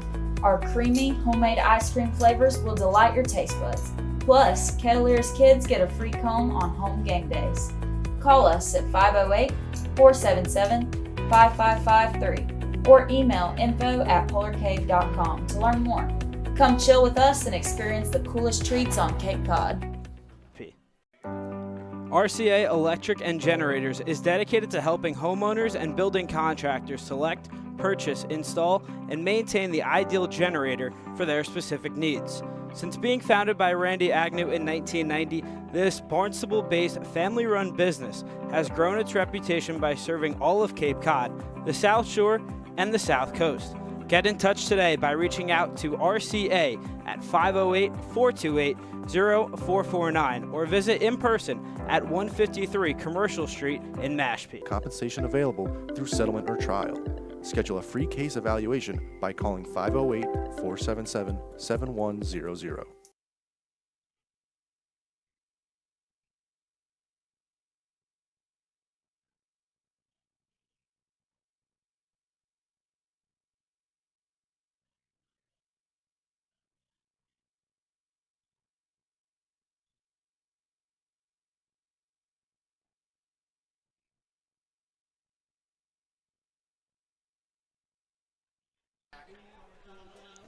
Eight, 9, and 1 here in the top of the 5th, and it's a new ball game from Lowell Park as Grant Jay's 2-run home run knotted the score at 2. At 2s, I'm Alex Rocco, joined alongside by my broadcast partner Joe Pratt and our sideline reporter Adele Huffman. As Cam Hill back out for his 5th inning of work today as Solorzano hits this high up into the air. Getting underneath it is the shortstop Tyler Cerny for out number 1, an effective start to the top of the 5th from Cam Hill. Cam Hill now up above 50 pitches, 54, 38 of which have been strikes. That one right down the middle, and it draws Solorzano to pop it right up just outside of the infield. And Cam, if he can keep pitching to that weak contact, that'll be massive. But a guy who drew a bit more fly balls than ground balls this past season at Georgia Tech. I believe his number was above 60% of the time he drew flyouts, which Doesn't necessarily mean you're leaving pitches out over the zone. Sometimes the spin of the ball or batters can dip that back shoulder underneath it and pop things up. But that one there looked like a strike, the first one to Garza was called a ball, so he's behind 2-0. The 2-0 to Garza, that one misses high as Jay comes out of his stance to glove that, as 3-0 is the count on Garza. And Garza, remember, flashing back to the second inning, worked a 9-pitch at-bat, and an at-bat where he fouled off 5 straight pitches, but also one that saw Anthony Silva come home on a wild pitch. But now it's a 4-pitch walk here to Manny Garza as we head back to this Hyannis top of the order with Parker Brocious.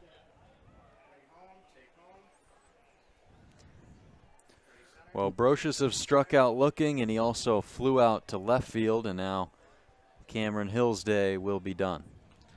So Mike Roberts takes the slow trek out to the mound as Cam Hill's afternoon is done, and we will step aside for a quick commercial break here on the Cats Digital Network. Don't go anywhere.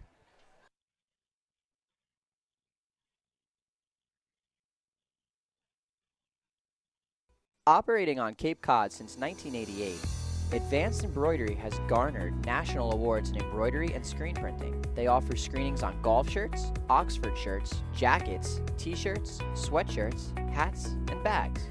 Advanced Embroidery will print your company's or team's logos anywhere.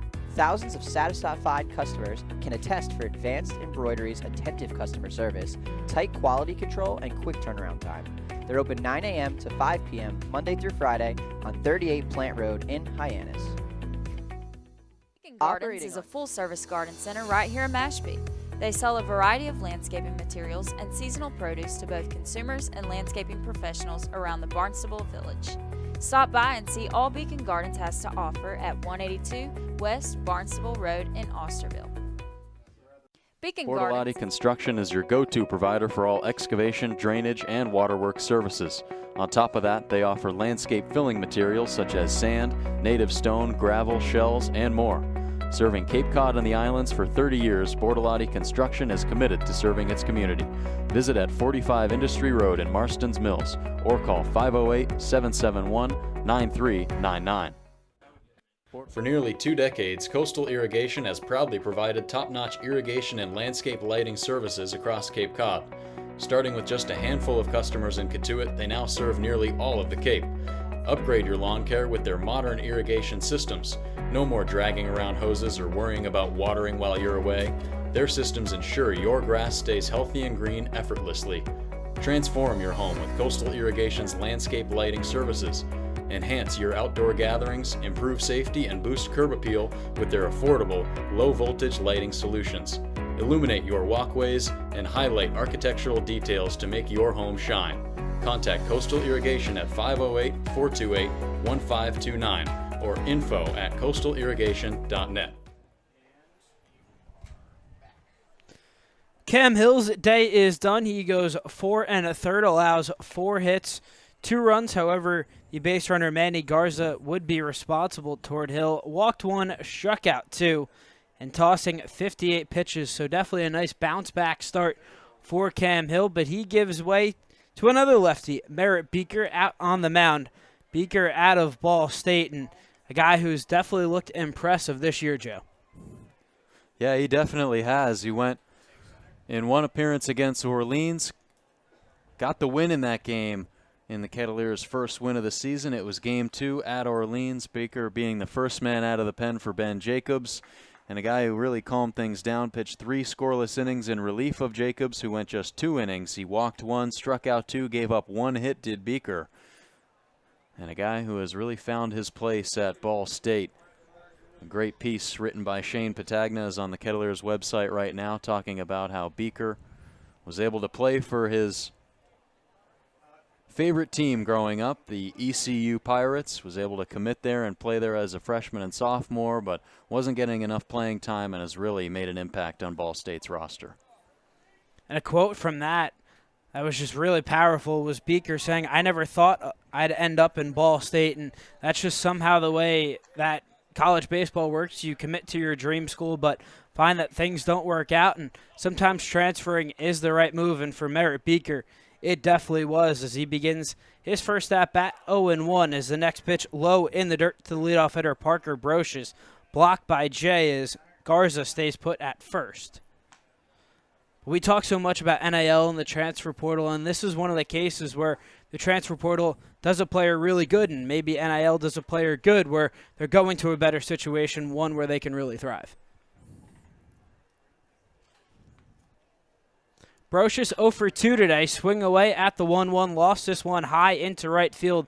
Max Ballou gets underneath it. His throw into first base pulls Tanner Thatch off the base. But Garza back in time for the second out of the inning. Yeah, I think it's an interesting point you bring up because a lot of people might think that when guys go into the transfer portal, they're just looking for that opportunity to maybe make some NIL money. I know that maybe we can fall under that assumption just the way that college football has gone. I know you being from Penn State understand that better than anybody, of guys leaving a really strong program to go to an even stronger program, or sometimes even a program that's not as strong, but to be able to get a nice package in return as well. But I think that Merritt Beaker is a guy who made that switch to Ball State, purely a baseball decision, and boy, has that paid off. Pitch to Kepley looked at for strike number 1, even the count at 1-1. Kepley 0 for 1 so far today. Flew out back in the first and was hit by a pitch in the third.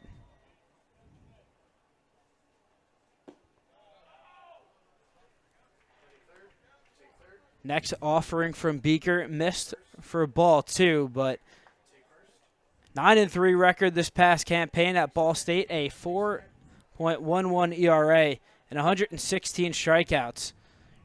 Led MAC pitchers in league play, so a lot of high-quality numbers from Beaker, and he gets Kepley to line it right to the shortstop, Tyler Cerny. So Beaker comes on in relief, gets Brocious and Kepley out here in the bottom of the 5th as Hyannis and Cotuit tied up at 2 apiece as we head to the bottom of the 5th, where my broadcast partner Joe Pratt will take over on play-by-play. So stay tuned for more here on the Cats Digital Network. Since 1980, the O'Rourke family has been catering Cape Cod clam bakes, making your events delicious and memorable. Founded by Jake O'Rourke, Jake's Clam Bakes has become a beloved tradition, now carried on by his son, Dan. Choose from our menu options, and on the day of your clam bake, their crew will come to your site and steam a fresh, mouth-watering clam bake just for you. It's that easy.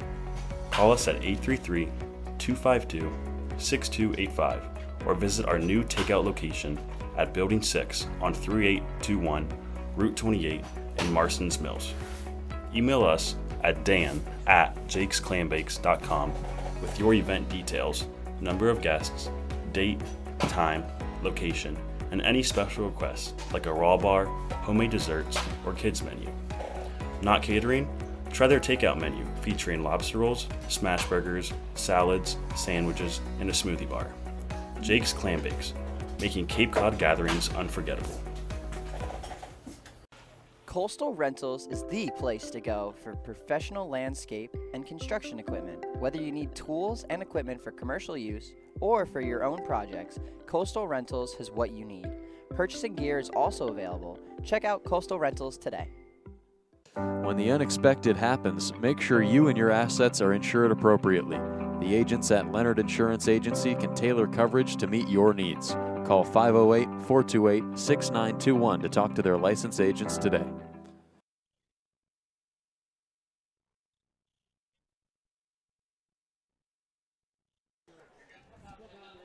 Back from Lowell Park for the bottom of the 5th inning, Kettleers and Harbor Hawks knotted up at 2s. They drove home 2 runs in the bottom of the 4th inning off of Grant Jay's second home run of the season, both of which have come here at Lowell Park. This most recent one traveling over 360 feet to deep left field. A new pitcher is in the game for the Harbor Hawks. Joseph Jurwa's day is done. He goes 4 frames, gives up 2 runs, one of which was earned, though, as one of the runners who was on base, Brandon Compton, during the Grant Jay home run, he got on base on a fielding error. He did give up 5 hits as well. The Kettleers have left 3 runners on base.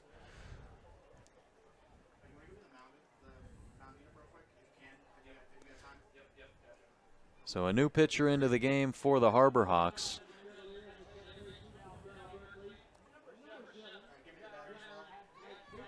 Jaron Advincula will dig in. 0 for 1 today, a ground out to third, facing Aaron Savory for the first time. Just finished up his sophomore year at the University of Iowa, a 6'3", 195-pound right-hand reliever.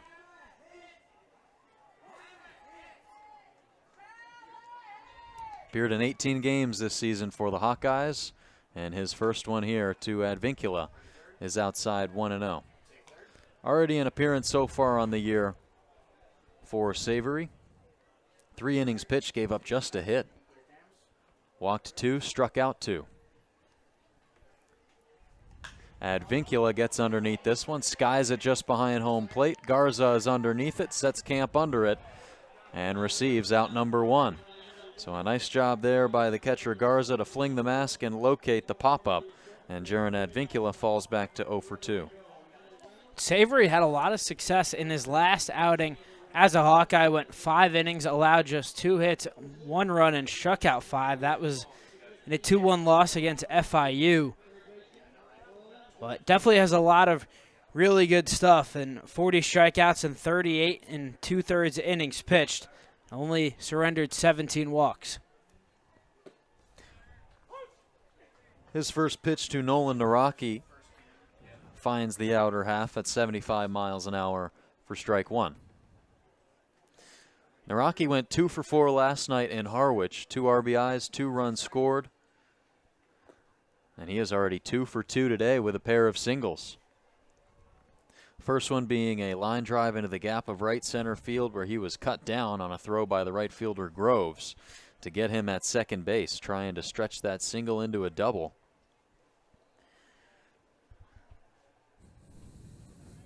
And here is the 1-1 from Savory, a nice breaking ball low and outside that catches Nocki to chase, and he is back to 1-2.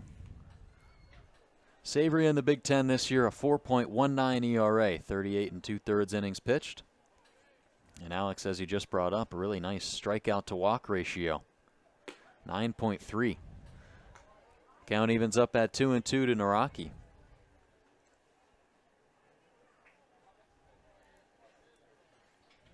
"36 games this past season at Clemson for Nocki. He was a .264 hitter, 33 base knocks. And the 2-2 pitch, he gets ahead of this one, sends it towards left field. Charging in is Kepley. He dives and he makes the play. Boy, what a grab by Kepley, charging in left field. And the Liberty outfielder lost his cap, but he found the ball in his glove for out number 2. Really nice grab there by the catcher, or left fielder, Kane Kepley. Had to run a long way, goes into a dive, and Nocki swing a hot bat. Excellent defense there by Kepley as Nocki set down for the second out. Yeah, he robbed Nocki of what could have been his third base hit of the day, but he falls back to 2 for 3, and here's Max Ballou. Takes a fastball at 89 from Savory for strike 1. Ballou is 1 for 2, a double in the bottom of the third. That was a 2-out hit to put runners on second and third, but the inning concluded shortly after that. The 0-1 pitch is outside. In the first inning, he struck out looking. In a Kettleers lineup that's been able to put 5 hits on the board. As mentioned earlier, they've left 3 on the base paths. 1 in scoring position being Max Ballou. The 1-1 from Savory is inside. So the skies are starting to darken overhead at Lowell Park. Fans are still filling up the home grandstand and visitors grandstand on the first base side. Fans in their lawn chairs on the home side. In front of the bullpen in left field as well, and across the rest of the outfield. The 2-1 pitch can't come back into the zone. It doesn't hit the box, and it's 3-1 on Max Ballou, who went 1 for 3 last night in Harwich. Entered this game as a .267 hitter. One of 8 Kettleers to drive in a run. The 3-1. Pops out of the glove of Garza, and Max Ballou is on his way to first. And so with 2 gone, the Kettleers inning is extended for Nathan Hall. That's just the first walk for the Kettleers offense today, and saw walks play a big part in last night's contest. However, Hyannis pitching staff has had control of the strike zone. However, Blue drawing the walk and hopefully continuing this inning for Nathan Hall. Yeah, the Kettleers working 8 walks last night. And that was rebounding after a slow start in the walk category on the season. The Kettleers were amongst the bottom teams in the division in that category. But after last night, their walk total up to 21 on the season to put them at 3rd in the Cape League. They really righted the ship in a lot of offensive categories last night, Alex. Being at the bottom of the league in batting average, down at 8th in the league, now up to 265 and in the top 3 with Hyannis. The 1-0 pitch to Hall misses away. 2 balls, no strikes.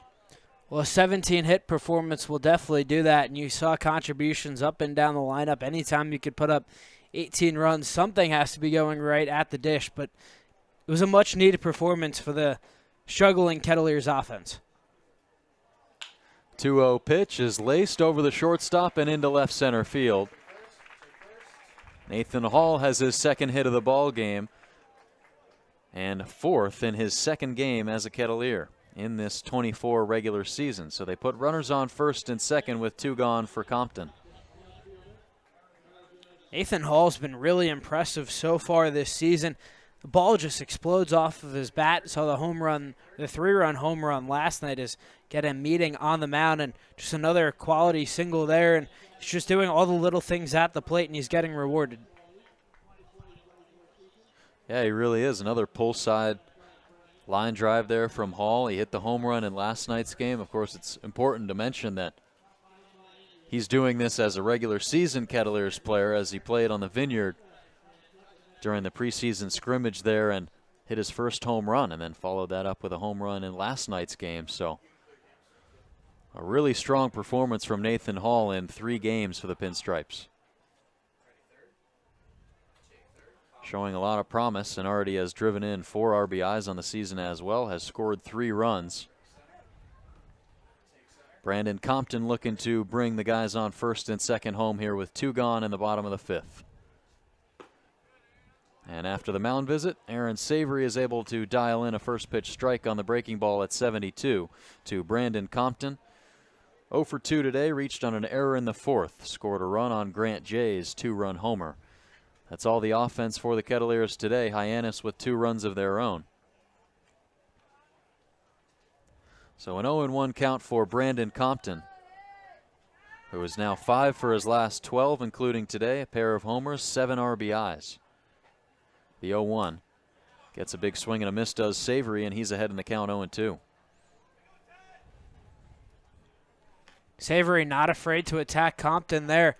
Left an 89-mile-an-hour fastball over the heart of the plate. Compton just missed it. Decent bit of arm side run on that pitch from Savory. Broke away from the bat of Compton. And now a check back on second by Savory. Diving back in there is Ballou. Kettleers not being too aggressive on the base paths in recent games. 6 stolen bases is 4th in the league. Hyannis with already a couple of stolen bags today. They've taken advantage of a few wild pitches from Kett's pitching as well. The 0-1 pitch from Savory is cut on and missed. Strike 3 to end the bottom of the 5th inning. So the Kettleers put runners on 1st and 2nd. They get a hit, they'll leave 2, and the score is still tied as we go into the top of the 6th on the Kettleers Digital Network. Since 1995, MK Pasic Plumbing and Heating has been your trusted commercial and residential plumbing contractor in Massachusetts. They specialize in new and rehabilitation work, gas and pipe fitting, climate control, heating, HVAC, oil burner work, boiler installation, radiant heat, forced hot water, air conditioning, and duct and sheet metal fabrication services. Founded and owned by Michael Pasic, a team of 9 skilled professionals is dedicated to providing top quality service. MK Pasic Plumbing and Heating is registered with the Massachusetts Board of State Examiners of Plumbers and the Department of Public Safety. For all your plumbing and heating needs, contact MK Pasic Plumbing and Heating at 508-420-3429 or at 60 Clamshell Point Lane in Cotuit. MK Pasic Plumbing and Heating, proud sponsor of the Cotuit Kettleers. Escape the summer heat at Polar Cave Ice Cream Parlor, located on Route 28 in Mashpee. right at the Barnstable Town Line. Our creamy, homemade ice cream flavors will delight your taste buds. Plus, Kettleers kids get a free comb on home game days. Call us at 508-477-5553 or email info@polarcave.com to learn more. Come chill with us and experience the coolest treats on Cape Cod. Willow Bend. Willow Bend has been regarded as one of Cape Cod's and New England's premier private clubs and communities for over 25 years. Willow Bend is a family-friendly community right here in Cotuit. They strive for a fun and relaxed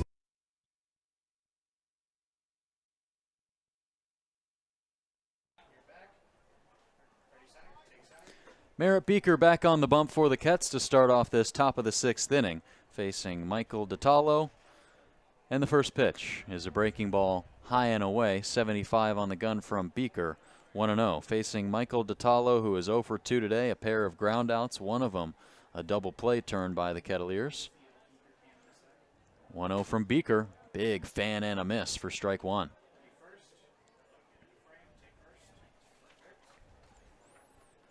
So we were talking about last inning, Alex, about Beaker's resurgence with Ball State after spending 2 years at East Carolina. Next pitch in there, 1-2, the count to DiTallo. Only had 19 appearances across 2 years for the Pirates. His freshman and sophomore seasons. Had a great start his freshman year, too. Pitched in 12 games as a freshman, 7 as a sophomore. And now a high fly ball to deep center field. That's going to get over the head of Nathan Hall and roll back to the fence. Hustling into second is Michael DiTallo, and he leads off this top of the 6th inning with a 2-bagger. Hall initially on that ball came running in and then realized it was going soaring over his head, so had to backtrack and just got a late jump on that ball. It was absolutely tattooed off the bat of DiTallo. So that's a good start for Hyannis, an offense who has been blanked in the last 3 innings. Get your leadoff batter standing in scoring position already. In a 2-2 ball game, those runners in scoring position continuing to be crucial as this game creeps into the later innings, the top of the 6th. And the first pitch from Beaker to Zach York is right down the middle for strike one. York 1 for 2. Earned a freshman All-American award last season, just finished up his sophomore year at Grand Canyon, a rising junior, and he takes low and inside 1-1. Slower start to this season, has appeared in just 3 games so far for the Harbor Hawks, 2 for 10 going into this game. Now 3 for 11. 6 RBIs though, and a chance to drive in his 7th right here, the 1-1. He pulls it towards first. Thatch snares it. He will take it to the bag himself to get the first out as DiTallo moves up to 90 feet away. That was a productive at-bat by York, just waiting on that pitch and grounding it hard to the first baseman, Thatch, which allowed the runner, DiTallo, to move all the way up to third. And nice play by Thatch to look that ball into his glove. It was scorched coming off the bat. Needed to make sure he got the out, and he did so. Infield in for Eric Snow, who's 2 for 2. Takes a look at the first pitch, not what he did his first 2 times up, and he takes a strike one. Was really attacking the first pitch in the count in the 2nd and 4th innings, where he knocked a single in each. Snow improving upon his average. 0-1. Slow roller to Advincula, looks back to third and delivers the ball to Tanner Thatch for out number 2. A crucial second out worked there by Merritt Beaker. Weak contact and on the ground back-to-back after giving up that leadoff double. Could not draw it up any better if you're Merritt Beaker. Hit on the ground, Advincula did the smart play, look back the runner DiTallo at third and make the easy throw over to first in time.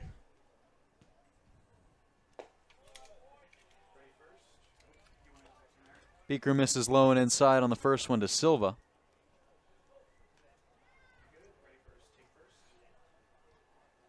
Silva playing at TCU this past season. Good reason as to why he's got those purple cleats and the purple ankle guard on his left foot right now as well. He takes 2-0. Coming off a really strong sophomore campaign, but as a freshman hit .330. That was third best on the team. 11 doubles with 7 homers and 50 driven in. And the next pitch is at his knees and called strike one.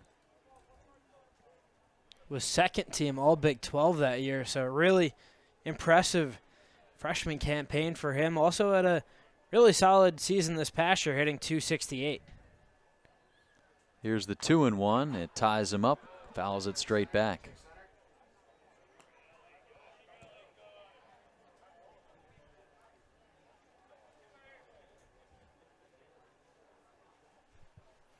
Yeah, was a 2023 first-team freshman All-American, a part of that second-team All-Big 12. Really strong Big 12 conference in 2023. As the 2-2 pitch is upstairs, Nolan Schubert. Among other names like Jansen Kiesel, who was with the Kettleers last season. J.J. Weatherholt played for Chatham a year ago. Also part of those honors as the 3-2 pitch to Silva. He hammers it down the left field line, but it twists foul and barely catches the end of the netting down there. Otherwise, it was headed into one of those lawn chairs down that left field line, Alex. Silva really turned on that pitch. Have to look out down that left field line. About 3 deep, all the way out into the left field corner. Really great showing from the Village today for the first Friday night ball game of the year. And the next pitch from Beeker misses low. A full count walk issued to Anthony Silva, and he reaches for the second time today. It's a nice at-bat by Silva there, working the count against Beeker, seeing 7 pitches, fouling off a couple of tough pitches there. And that's the at-bats those are the winning at-bats that we talked about pregame that Cotuit had last night. Those pitches, or those at-bats that you could foul pitches off and work deep in accounts and ultimately get on base. Those are winning plays. Beeker's first pitch to Nick Groves is called a strike one. So Beeker, after 2 years at East Carolina, 19 appearances across 2 years there, told Shane Patagna, writer for the Kettleers last week, that he really wanted to go somewhere where he was getting more opportunities and more opportunities each and every week. Anthony Silva moves up to second on the ball that squeezes away from Grant J, and with 2 gone, the Harbor Hawks will have 2 runners in scoring position.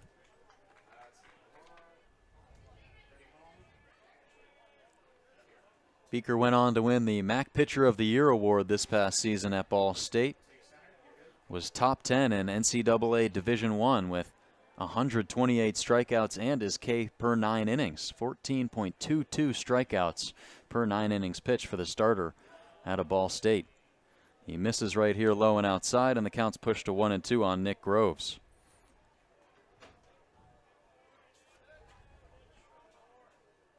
Beeker's 128 strikeouts this year at Ball State moved him to second all-time in Cardinals history for the most strikeouts, or second most strikeouts actually, in a single season, 128 Ks. That was in above 80 innings this year at Ball State. Primarily a weekend starter for the Cardinals. Pitching in his second relief appearance for the Kets this summer. Has a 2-2 count on Nick Groves, who's 1 for 2. Runners are on second and third. And the payoff from Beeker is a breaking ball, just barely misses outside. That didn't miss by much. Beeker wanted that call, saw him walk off the mound. A couple of Kets made their way toward the home dugout. However, didn't get the call on the breaking ball just off the plate. So with the count full, first base empty. We'll do it again. Beeker's delivery. Low and outside, similar location, and he does not get the call once more as the bases load up for Steve Solorzano in the bottom of the 6th. Top of the 6th with Hyannis being the away team. Beeker was working primarily on the outer portion of the plate against Grove and tried to nab the outside corner, just did not get the call. That's a good point that you bring up, Jay. Really trying to get those calls from the home plate umpire, Mark Rowan. First pitch is low and inside to Solarizano. 80 on the gun from Merritt Beaker. Down in the count 1-0, and now that'll draw Grant J out for a mound visit for Beaker. So this is an instance where we haven't really seen Merritt Beaker in. He's ran into some trouble and is now pitching with the bases loaded. 2 gone in this top of the 6th. In his first outing, he only allowed 1 hit and 1 walk and just 2 base runners allowed in 3 innings, and he was excellent. But this is a tough spot for him. Bases loaded, but he needs to fall back out on his stuff and the quality stuff he knows he has. Bases loaded here, 2 outs. Just needs 1 out to get out of this jam and keep the ball game knotted up at 2. He's facing Solarizano, who is 0 for 2 today, a strikeout and a pop-out on the infield. Coming off a year at New Mexico State where he hit .327 in 29 starts. The 1-0. Spoiled foul down the first base line.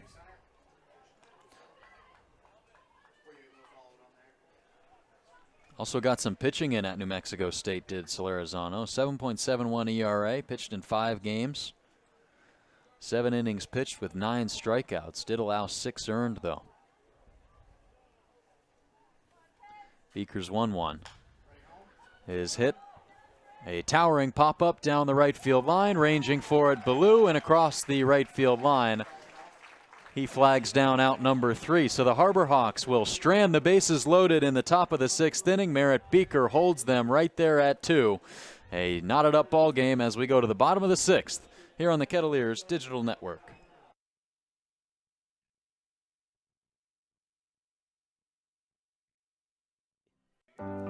RCA Electric and Generators is dedicated to helping homeowners and building contractors select, purchase, install, and maintain the ideal generator for their specific needs. Since being founded by Randy Agnew in 1990, this Barnstable-based family-run business has grown its reputation by serving all of Cape Cod, the South Shore, and the South Coast. Get in touch today by reaching out to RCA at 508-428-0449 or visit in person at 153 Commercial Street in Mashpee. With 30-plus years of personal injury litigation and insurance negotiation experience, Snow Law Firm is your go-to for wrongful injuries and rightful compensation. Snow Law Firm will secure the maximum amount of compensation available through settlement or trial.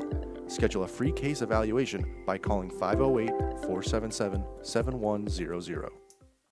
Hi, this is Sean Keys, third baseman from Bucknell University, and you're listening to the Cotuit Kettleers Broadcast Network. For over 40 years, Vollmer & Son Construction has proudly served its community, providing a wide range of construction services, from bathroom renovations to complete home remodels. When you work with Vollmer & Son, you are being taken care of by natives of Cape Cod who support the community by using local suppliers and subcontractors. Vollmer & Son Construction, a proud sponsor of the Cotuit Kettleers.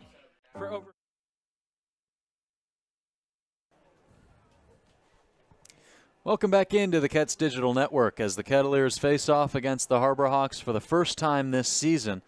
And we move into the bottom of the 6th inning. Alex Rocco, Joe Pratt with you. And the Kettleers and the Harbor Hawks are in a good one this first edition of the Barnstable Patriot Cup. Just 5 times these teams will play this year, so a bit different with the 40-game season, normally playing opponents 6 times during the year, or at least division opponents 6 times during the year. They take off those 4 games from the schedule, and so the Ketts and everybody else in the Western Division, as well as the East, will face each other 5 times. They'll face the other division 4 times. So that rules out any sort of ties going on in the Patriot Cup at the end of this season. The next pitch to Tyler Cerny is tapped foul, and the count is 1-1. He's facing Aaron Savory. Cerny is 0 for 2. A strikeout looking in the 2nd, and a weak ground ball straight back to the mound in the 4th. Really strong performance at the plate last night, went 3 for 5. Here's the 1-1 from Savory, and it misses low.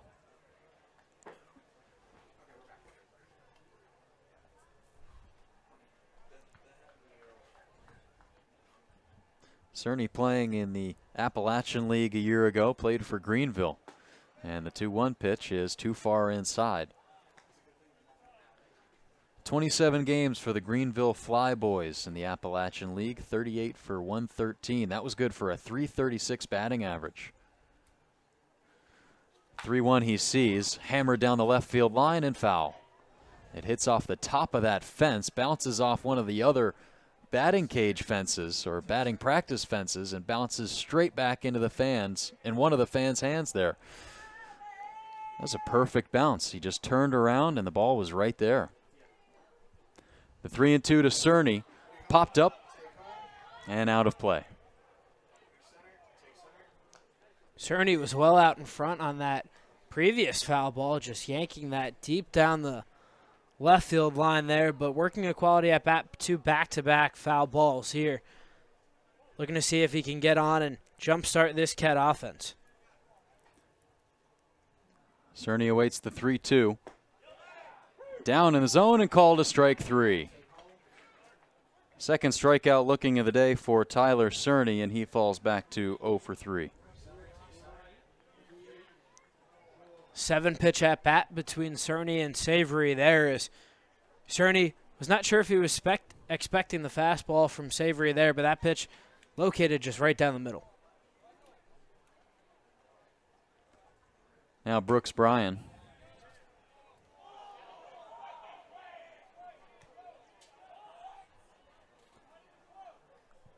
A lot of noise from the Kettleers dugout there.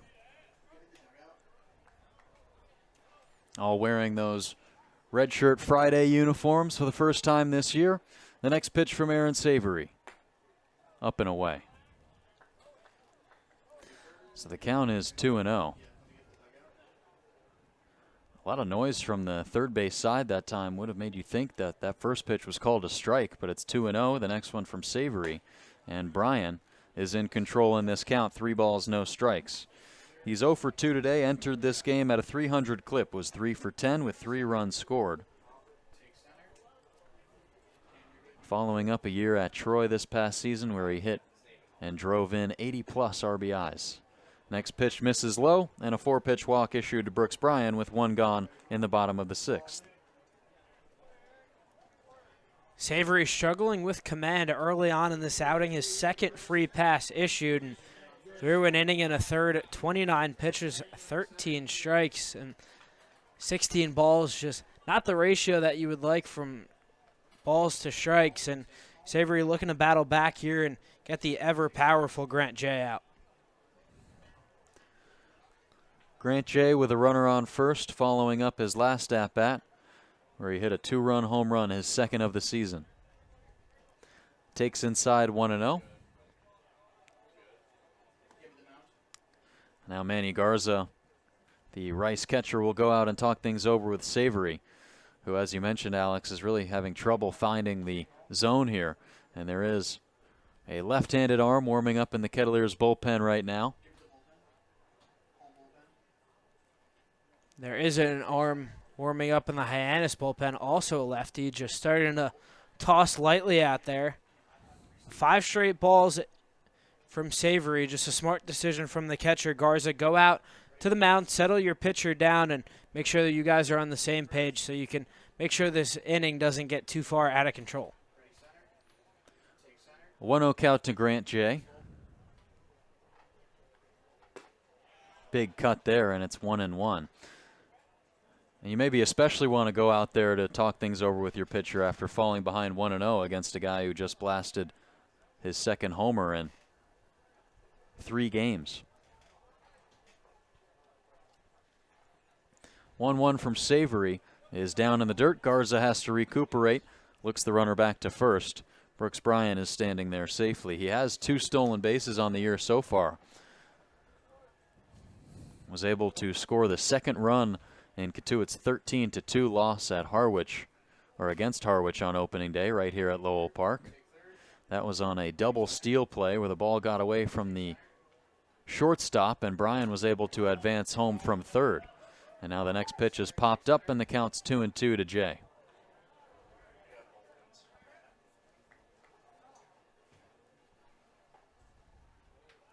Jay was Conference USA's Freshman of the Year back in 2023. Playing at DBU, he had a .319 average and 21 home runs, the third most in a single season since DBU went D1 back in 2004. And he did that as a freshman. Followed that up with 21 more homers this season, so 42 home runs across 2 seasons for Grant Jay at Dallas Baptist. Has now worked this count full.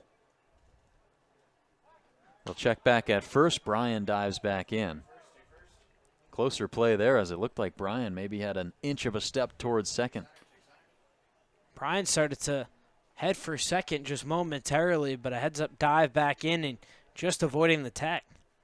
He was leaning. Now a short lead over there as he gets into his secondary, and Jay flips one high into foul territory. Garza giving chase. He'll run out of space, though. It goes out of play. Jay continues his at-bat. Count remains full at 3-2. So this is an interesting flurry of clouds that we've seen blown atop Lowell Park here. I did check the weather earlier today, Alex. There was a chance of thunderstorms later on in the day, only about 30%. Hopefully that's able to hold off. And the 3-2 pitch to Grant Jay. Gets underneath it again. Sends a twisting pop-up just outside of the infield. Zach York is in foul ground and flags that down for the second out. So Grant Jay falls back to 1 for 3, and it brings up Tanner Thatch. Jay popped that high in the air, just got well underneath it, and an easy grab for York to retire him for the second out of the inning. A 7-pitch at-bat worked by Grant Jay. The pitcher Savory up to 36 pitches with 17 strikes. Thatch drills one straight back into the net.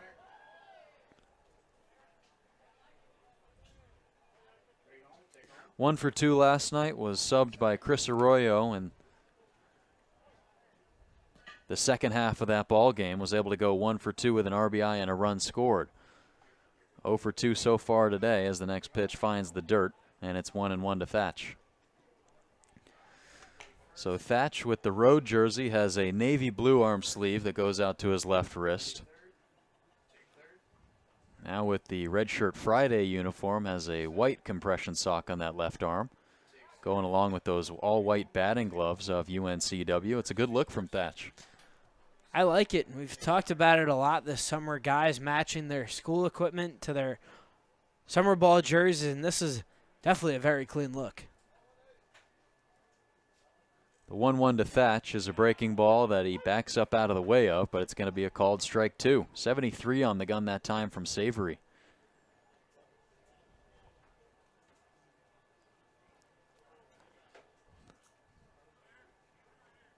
Just 2 starts this past season at Iowa for Savory. Had a 3.22 ERA as a freshman with 12 appearances and 22 innings. The 1-2 pitch to Thatch. Hard hit to third, but snagged by DeTalo. And that is the third out of the bottom of the 6th inning. The Kettleers will leave 1 run on first base. 2-2 the score remains as we go into the top of the 7th inning on the Ketts Digital Network. But before then, we'll check in with our sideline reporter, Adele Huffman, who has more. Adele? Thanks, Joe and Alex. Let's talk a little bit about our center fielder from Clemson, Nathan Hall, here with us this summer. Last summer, he was with the Martha's Vineyard Sharks. Last night, hitting a home run on his first at-bat, and his teammate from Clemson, Nolan Nocki, hitting a single leadoff in the 2nd inning. The two of them showing awesome plays here at Cotuit, as they did at Clemson and last year with the Martha's Vineyard Sharks together. And we can't wait to see what they have in store for us next. Back to you, Joe and Alex. Thanks, Adele.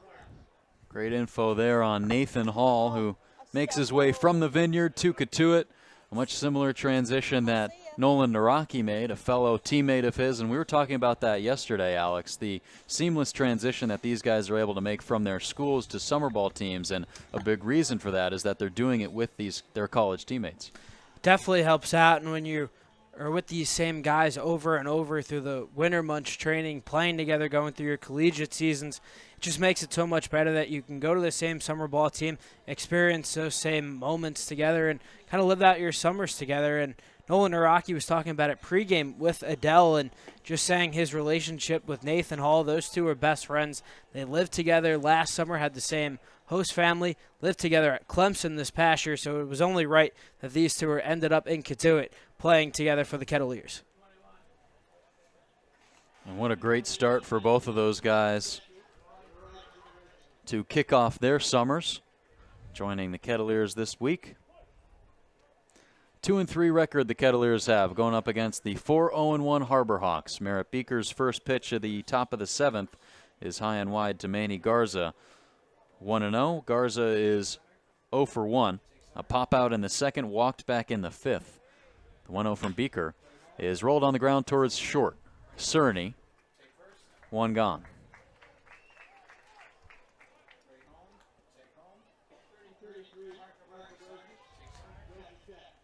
So Garza, after a 9-pitch at-bat in the second inning, working a walk, a 1-pitch ground out to start off this top of the 7th. The lineup card flips back over the top for Parker Brocius. He's 0 for 3, pair of flyouts and a strikeout looking. Takes upstairs for ball 1.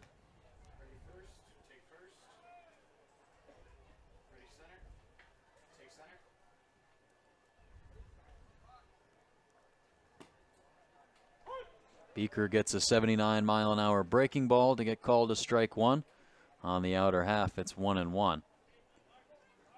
Kettleers head coach Mitch Carricker has allowed them to take a hot start out to this 24 campaign, 4-0-1 in his first year as a Harbor Hawks manager. And now there's 2 gone in the top of the 7th inning. A nice grab there by Nolan Nocki at third. Beaker pitching a contact here, getting back-to-back ground ball outs to begin the 7th inning, and that was much needed, especially after struggling last inning, working in and out of trouble. And with this game still even at 2-2, or at 2s, just one hit or one play could be the difference. Yeah, it definitely could. This is a Hyannis team that is seemingly impossible to keep off the scoreboard in these first 5 games played. They're first in the league in OPS, on base percentage, stolen bases, walks, RBIs, and runs scored. Their 32 runs scored is, going into this game, at least 5 more than Harwich, who had 27. The 1-1 pitch misses outside and is actually called a strike 1. Looked a bit more away than it appeared from up here, as Kane Kepley is down in the count 1-2. He's 0 for 2. Next one misses. So count 2-2 on Kepley. Got hit by the pitch in the 3rd inning by Cam Hill. Advanced to first, but then Hill was quickly able to get out of that inning on a 5-4-3 double play turned on the infield by the Kettleers. The 2-2 pitch from Beaker is flared just outside of the infield. Cerny is under it. And that's the end of the bottom of the 7th inning. So 3 up, 3 down. Beaker works the Harbor Hawks in the top of the 7th. We go to the bottom of the 7th. Stretch time from Lowell Park on the Kettleers Digital Network.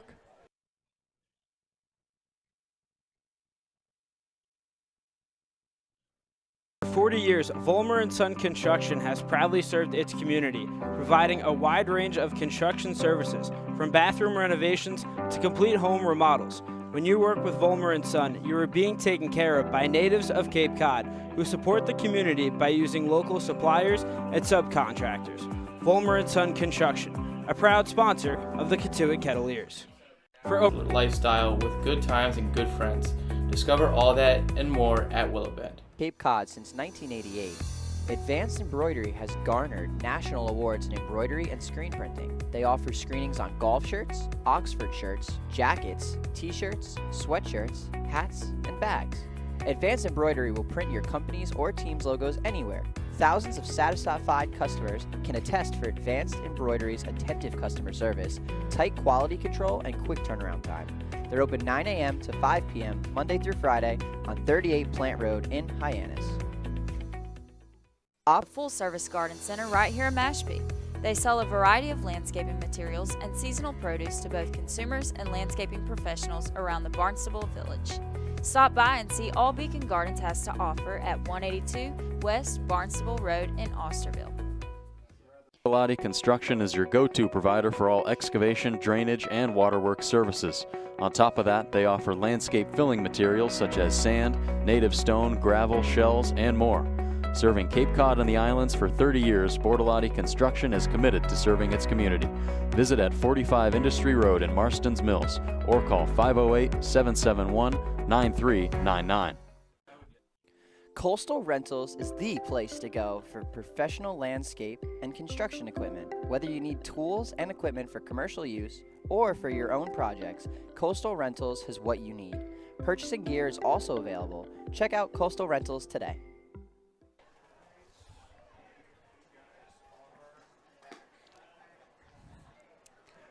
Back from Lowell Park for the bottom of the 7th inning. The Kettleers tied up with the Harbor Hawks at 2-2. Jaron Advincula will lead off for the Kettleers in the bottom of the 7th inning. So Advincula entered this game with the best batting average on the Kettleers roster based on the Kettleers who are qualified and have had enough plate appearances to qualify for that category. Hitting at .417 going into this contest. So far today, he is 0 for 2. This is a guy at the plate that you would definitely like to have up there to start off a bottom of the 7th inning with both of these teams tied. And Aaron Savory is back on the bump. Missed with the first pitch up high. Advincula ahead 1-0. 2 for 4 last night in Harwich. Next one from Savory is outside. 2 balls, no strikes. Advincula in the driver's seat. So still a left-hand arm warming up in the bullpen for Hyannis, as you pointed out last inning, Alex. But they keep Savory out there, likely with the same idea that the Kettleers had in throwing Merritt Beaker back out there for the 7th inning. Beaker worked the inning 3 up, 3 down, and now down in the count 3-0 is Savory. This is a big at-bat for Advincula here. If he can manage to get on base, you have the top of this Kettleer offense waiting in the wings, and these are Nolan Nocki, Max Ballou, Nathan Hall. All 3 guys have reached twice so far in this game. And Advincula now reaches for the first time. So this is the top of the Kettleer lineup that has really offered a lot of production today, and now you have a runner on base, and with the game still tied up at 2-2, this is a paramount spot in the contest. Yeah, this is huge right here for Nolan Nocki. As you see the third baseman, Michael Ditalo, step up and stand even with the bag at third as Nocki collected some signs from Roberts, and he will show the bunt, pull it back. And a nice breaking ball there from Savory. Looked like a ball all the way in, but turns in at the last second, and it's called a strike 1. Nocki gets some more signs from Roberts at third. Advincula takes his lead at first. The 1-0. It was actually 0-1, so now sends the count to 1-1. Savory 77 miles an hour on the gun that time. Big opportunity for Nocki, who's 2 for 3 today. And 4 for 8 so far as a Kettleer. The 1-1 pitch is rolled on the ground, straight back to the pitcher Savory, underhand to first. And a perfect bunt there to put Advincula in scoring position. That was an excellent at-bat for Nocki there. Had to lay down the bunt, gets the bunt down, moving Advincula into scoring position. Now you have 2 of your hotter hitters in your lineup, Max Ballou, Nathan Hall, coming up with a runner in scoring position. And now a new pitcher into the game for Hyannis. Aaron Savory's day is done. He faces 2 batters in the bottom of the 7th inning for the Kettleers, and before Max Ballou's 4th plate appearance of the day, we will have a new arm in for Hyannis. We'll take a quick break from Lowell Park. In the bottom of the 7th inning, Kettleers and Harbor Hawks knotted up at 2s on the Ketts Digital Network. Stay tuned. For nearly 2 decades, Coastal Irrigation has proudly provided top-notch irrigation and landscape lighting services across Cape Cod. Starting with just a handful of customers in Cotuit, they now serve nearly all of the Cape. Upgrade your lawn care with their modern irrigation systems. No more dragging around hoses or worrying about watering while you're away. Their systems ensure your grass stays healthy and green effortlessly. Transform your home with Coastal Irrigation's landscape lighting services. Enhance your outdoor gatherings, improve safety, and boost curb appeal with their affordable, low-voltage lighting solutions. Illuminate your walkways and highlight architectural details to make your home shine. Contact Coastal Irrigation at 508-428-1529 or info@coastalirrigation.net. Since 1980, the O'Rourke family has been catering Cape Cod clam bakes, making your events delicious and memorable. Founded by Jake O'Rourke, Jake's Clam Bakes has become a beloved tradition, now carried on by his son, Dan. Choose from our menu options, and on the day of your clam bake, their crew will come to your site and steam a fresh, mouth-watering clam bake just for you. It's that easy. Call us at 833-252-6285 or visit our new takeout location at Building 6 on 3821 Route 28 in Marston's Mills. Email us at dan@jakesclambakes.com with your event details, number of guests, date, time, location, and any special requests like a raw bar, homemade desserts, or kids menu. Not catering? Try their takeout menu featuring lobster rolls, smash burgers, salads, sandwiches, and a smoothie bar. Jake's Clam Bakes, making Cape Cod gatherings unforgettable.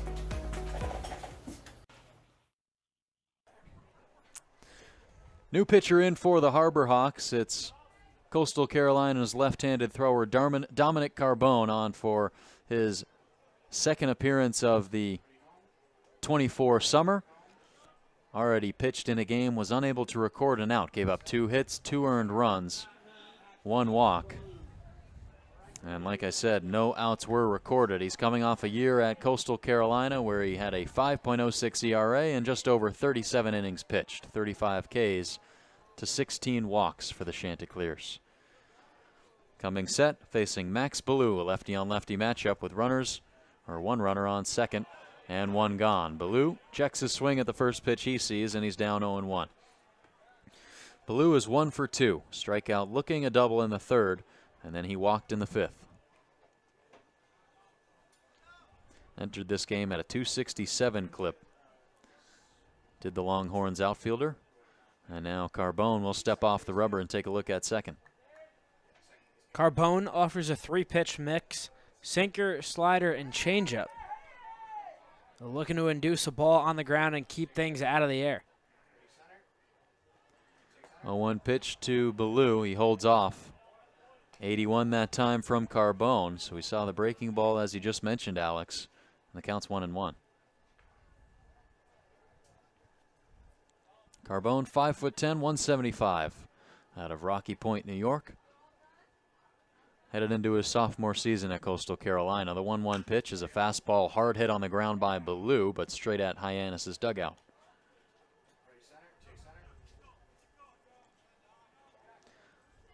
So that was a game against on Monday against Brewster. The Harbor Hawks were able to come away with the win. Carbone, unable to get an out, gave up 2 hits, 2 earned runs, a walk. 24 appearances, all of which were in relief this past season at Coastal Carolina. 1-2.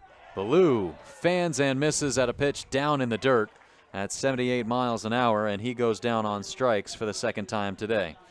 So Carbone comes in and picks up a huge strikeout for the Harbor Hawks here in the bottom of the 7th. That was a massive punch out there of Max Ballou and getting him fishing. Really nice stuff from Carbone out on the mound. However, he's still facing Nathan Hall, who's put together 2 quality at-bats. Hall 2 for 3, and now 4 for 7 in his young Kettleers career. In the regular season, at least, as he takes down low 1-0 from Carbone.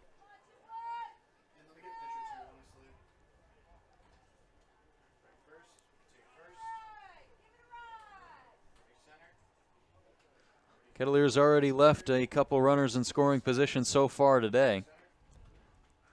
Of the 5 left on base, 3 of them were in scoring position. Now it's roped past the third baseman and into left field for a base hit. Advincula charging around third. He will score. An RBI single for Nathan Hall gives the Kettleers the lead in the bottom of the 7th. His 3rd hit of the day. Nathan Hall have a day, 3 hits, 3 line drives off of his bat, none bigger than the single there. Great speed from Advincula coming off second, running on contact there. But Nathan Hall, what a start to his Cotuit career, driving the ball all over the park. It's his 5th RBI as a Kettleer. Runner going on the first pitch. Hall slides in safely, head first, into second for his first stolen base of the summer. So just like that, they'll put another runner in scoring position with 2 gone. Brandon Compton is the batter. He's 0 for 3, was able to reach on an error. Left-handed hitter has been tearing the cover off the ball in recent games, but still looking for that first hit today. The 1-0 from Carbone is outside.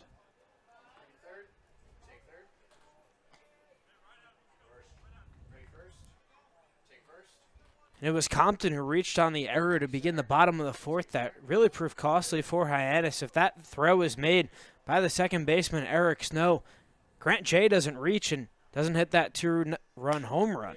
Hard hit on the ground towards short, and it pops into the hand of the shortstop, Silva, and he relays to first for the 3rd out. Boy, what a play right there by Silva. Initially bobbled it off of his glove. It looked like that was going to squeeze through for Compton's first hit of the day. He fields it, though, and Silva transports the ball to first for out number 3. So the Kettleers take a 3-2 lead on Nathan Hall's RBI single, and we move into the 8th inning on the Ketts Digital Network.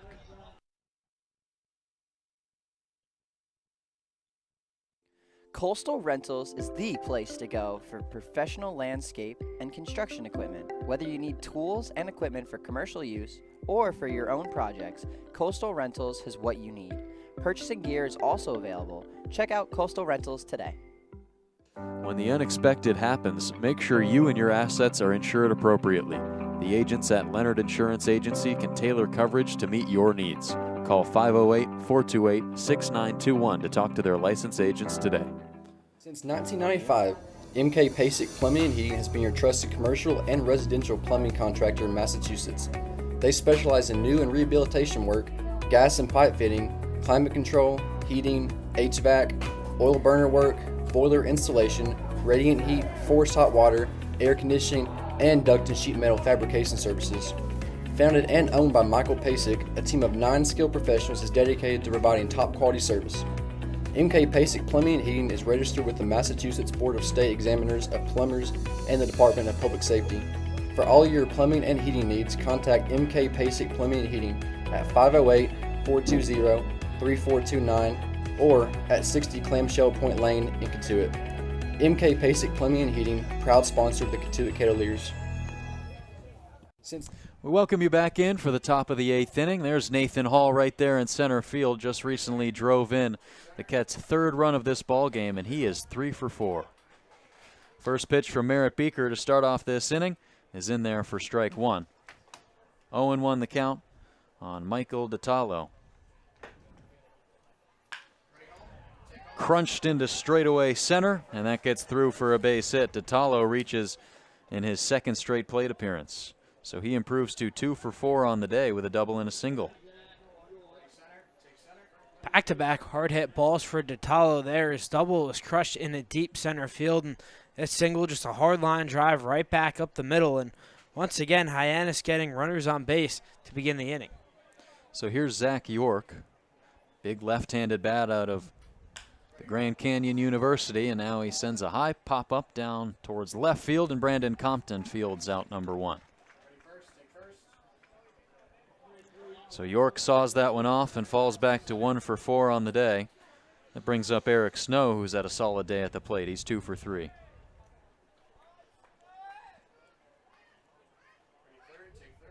Snow headed into his junior year at South Florida, coming off a 24 season where he hit .248 with a homer as the ball gets away from the catcher, Klein, and the runner moves up into scoring position. So whether it is Grant J behind the dish or Matt Klein, these catchers have been worked pretty hard by the Ketts today, by Ketts pitching, I should say, today. That one gets away again, and DiTallo stands on second. Matt Klein is the new catcher. Grant J is replaced by him. Klein getting the start behind the dish in yesterday's game. 0-1 from Beaker is hit off of his front foot. 0-2.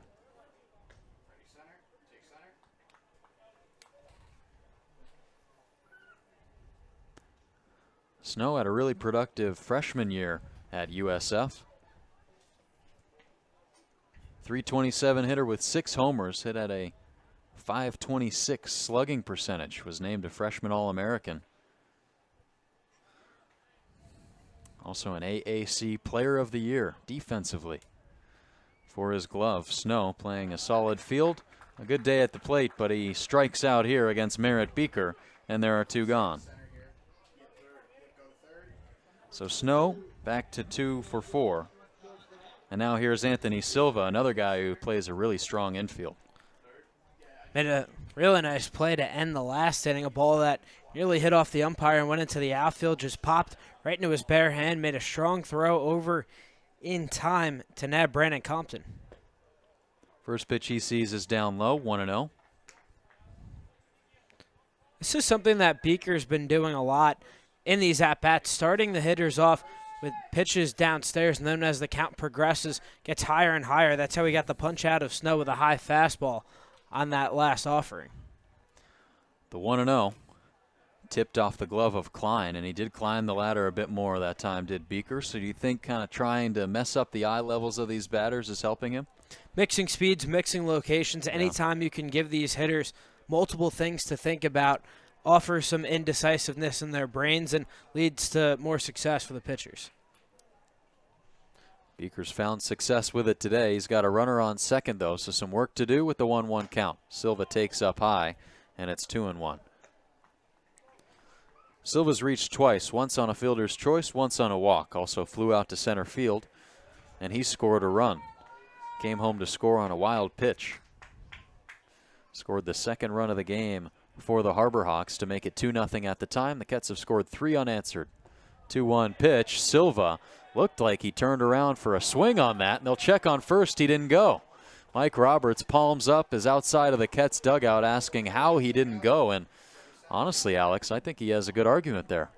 It's a fair question from Mike Roberts. His really nasty breaking pitch there turned Silva. His bat really came around there. Of course, mostly trying to get out of the way of the pitch, not trying to put a swing on it, but he gets lucky there, and it's 3-1. The next pitch misses low and inside, ball 4. Second walk of the day, and second in as many at-bats here for Anthony Silva.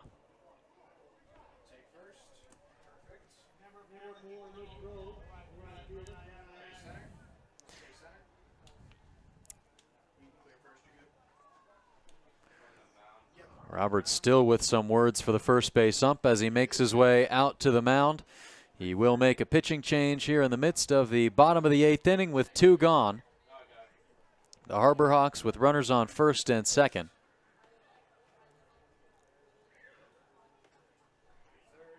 There are 2 outs in the inning, and we will take a quick break from Lowell Park with the Cats on top 3-2 on the Cats Digital Network.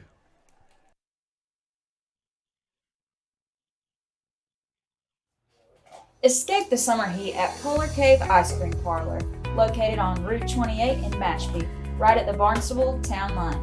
Our creamy, homemade ice cream flavors will delight your taste buds. Plus, Kettleers kids get a free cone on home game days. Call us at 508-477-5553 or email info@polarcave.com to learn more. Come chill with us and experience the coolest treats on Cape Cod. RCA Electric and Generators is dedicated to helping homeowners and building contractors select, purchase, install, and maintain the ideal generator for their specific needs. Since being founded by Randy Agnew in 1990, this Barnstable-based family-run business has grown its reputation by serving all of Cape Cod, the South Shore, and the South Coast. Get in touch today by reaching out to RCA at 508-428-0449 or visit in person at 153 Commercial Street in Mashpee. Sean Keys, third baseman from Bucknell University, and you're listening to the Cotuit Kettleers Broadcast Network. 30+ years of personal injury litigation and insurance negotiation experience, Snow Law Firm is your go-to for wrongful injuries and rightful compensation. Snow Law Firm will secure the maximum amount of compensation available through settlement or trial. Schedule a free case evaluation by calling 508-477-7100. With 30+ years. Mark Hindy is in the game now for the Kettleers. Another pitcher from the bullpen for Mike Roberts. The third arm used today by Mike Roberts and the Kettleers. Hindy on to make his third appearance of the season. Already has a team-leading 2 appearances so far. Getting the final out in the Orleans game, their first win of the season last week in Game 2 of the year. And then on Tuesday night, Hindy was able to pitch 1 inning. It was scoreless, gave up no hits, no runs, no walks. Walked 1, no strikeouts, but no runs were able to come home and score for the Red Sox. Faced 1 batter in that Orleans game. It was 3 pitches in the bottom of the 9th where he got the strikeout and the save. So he'll be facing Nick Groves here with 2 gone in the top of the 8th inning. Runners are on first and second for the Harbor Hawks. Hindy's first pitch is outside, and a nice block by Matt Klein. 1-0. Super important there for Klein to get the body in front. That's something that we've seen cost the Kettleers a lot. Wild pitches, so nice job by Klein keeping the ball in front of him and keeping the runners right where they are. The batter is Nick Groves. He is 1 for 2, and now takes once again in the dirt a check swing, but he didn't go. Tyler Cerny at short, not happy with the call. It's not the first time he's been unhappy with a few calls tonight too. Cerny visibly frustrated there, threw his hands up. Thought that Groves went around and wanted the strike call, just to no avail. Cerny wasn't happy with his first strikeout looking call today.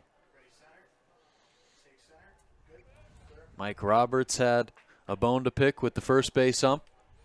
Didn't call Anthony Silva on a swing that Roberts thought he went around on. The first base ump didn't. The 2-0 pitch is up high. 3 balls, no strikes. And 3 straight balls issued by Hindy to Groves here to start off his third appearance of the 24 campaign. Groves walked back in the 6th.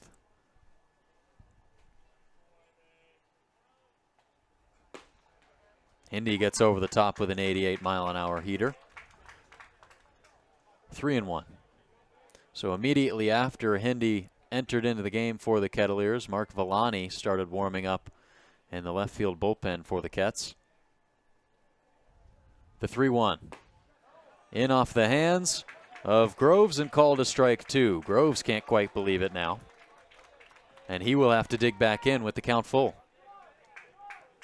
That pitch just right on the inside corner. Groves crowding the plate. Thought it was ball 4, but Hindy gets the call. Hindy set. The 3-2 pitch. Both runners go, and the ball misses everything. Could tell that he clearly lost his footing on the mound there with the release. Not the first time we've seen that today also, Alex, and they have loaded the bases here in the top of the 8th. Saw Cam Hill struggle with his footing, especially during his warm-up pitches as was coming out onto the mound. Just really couldn't plant his lead foot as Mike Roberts coming out to the mound once again. Roberts out to the mound. Mark Hindy faces 1 batter in the bottom of the 8th inning, and they will go right back to the bullpen. 2 gone in the top of the 8th. Bases juiced for the Hawks. Kettleers trying to protect a 3-2 lead, and another arm coming into the game. We'll tell you who it is when we return on the Kets Digital Network.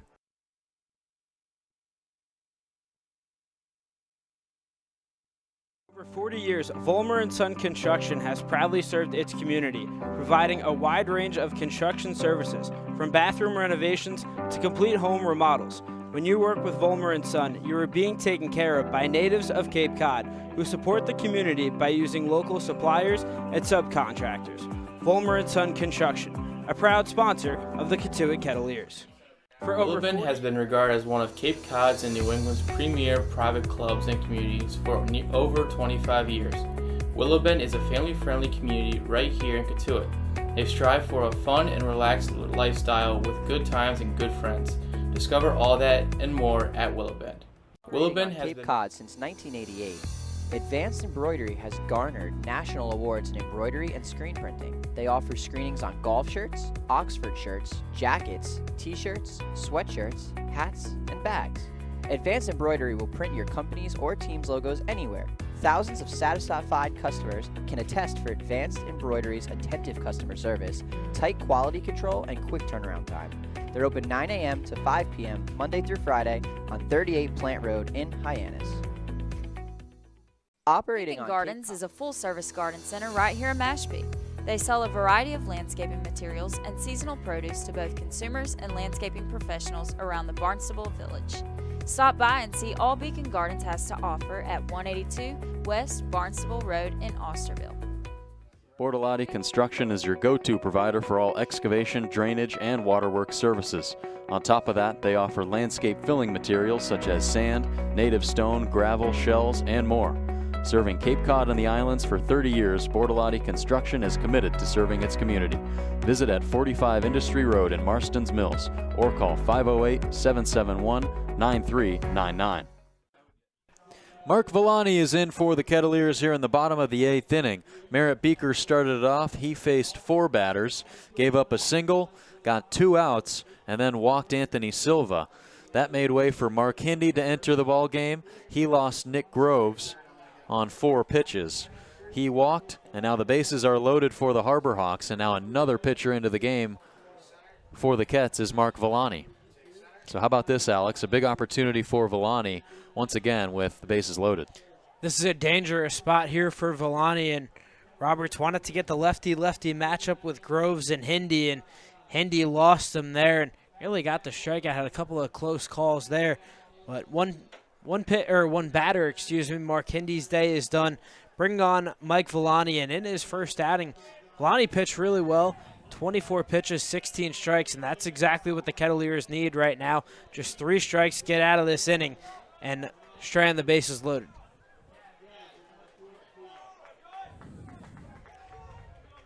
Villani with 10 saves this past season and 22 appearances for Long Beach State.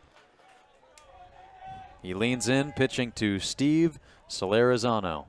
First pitch is swatted foul high and above the first base net. That goes out of play. A pinch hitter is in for Solarizano. It's John Gazdar out of Austin, PA, and the hottest hitter in this Harbor Hawks lineup.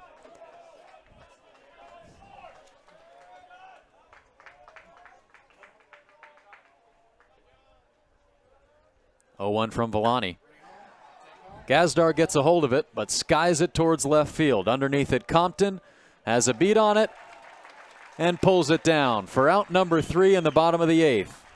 So Hindy's unable to get it done. Mark Villani comes into the game, throws 2 pitches, and escapes the jam for the Kettleers. Still a 3-2 score as we go to the bottom of the 8th on the Kets Digital Network.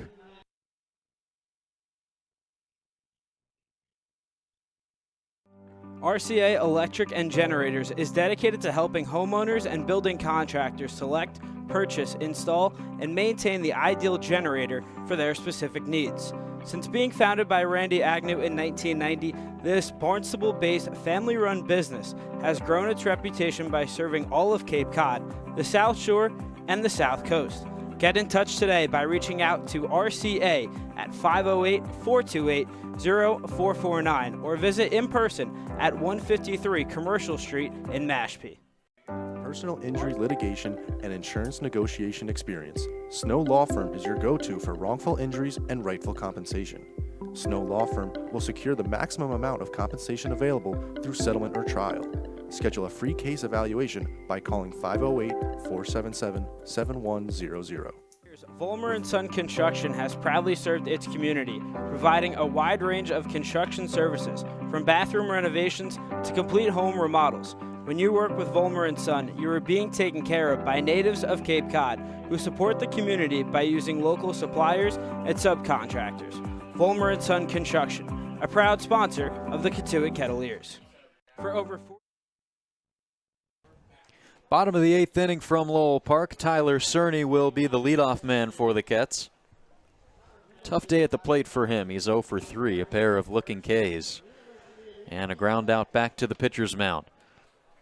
The heart of the Kettleers lineup will face Dominic Carbone, who works into his second inning of work. Got 2 outs to finish off the Kets in the bottom of the 7th.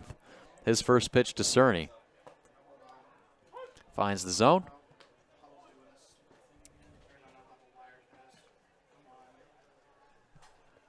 Cerny right behind Kets teammate Devin Taylor in plenty of offensive categories at Indiana this past season.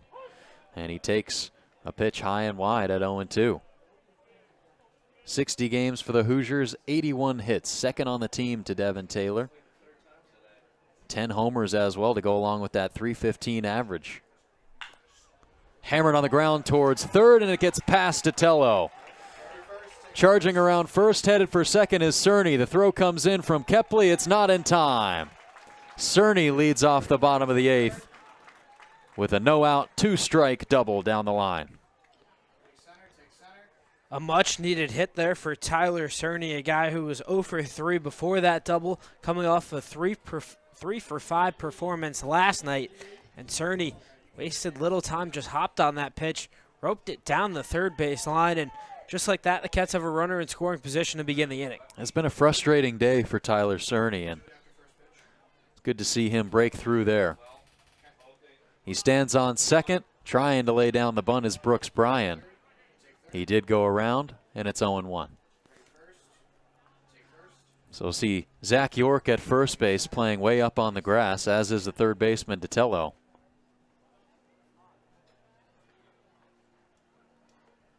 Bryan shows bunt again at 1-0, 0-1. It's dribbled down the third base line. A perfect bunt from Bryan as it's thrown to first. They get the out there, but Cerny moves up to just 90 feet away with 1 gone.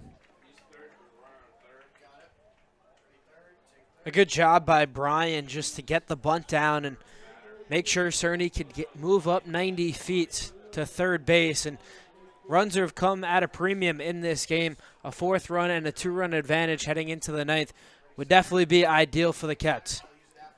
Matt Klein trying to lay down the bunt now, and it's foul. Interesting back-to-back bunts here. Yeah, I was going to ask what you thought of that. The corner infielders and the rest of the infield are expecting it. I think with the speed of Tyler Cerny at third, it's obviously a chance that Mike Roberts is willing to take here. The 0-1 pitch from Carbone. Not showing the bunt this time is Klein, and it's 1-1. I think once you show the bunt the first time, go for the element of surprise. Now you, or at least for me, I'd expect Klein to swing away here, try and get something up in the air for a sac fly. Carbone, he fakes the bunt, now swats it on the ground, right back to the pitcher. Snared by Carbone on the backhand. And a perfect play there for the Harbor Hawks to get the second out.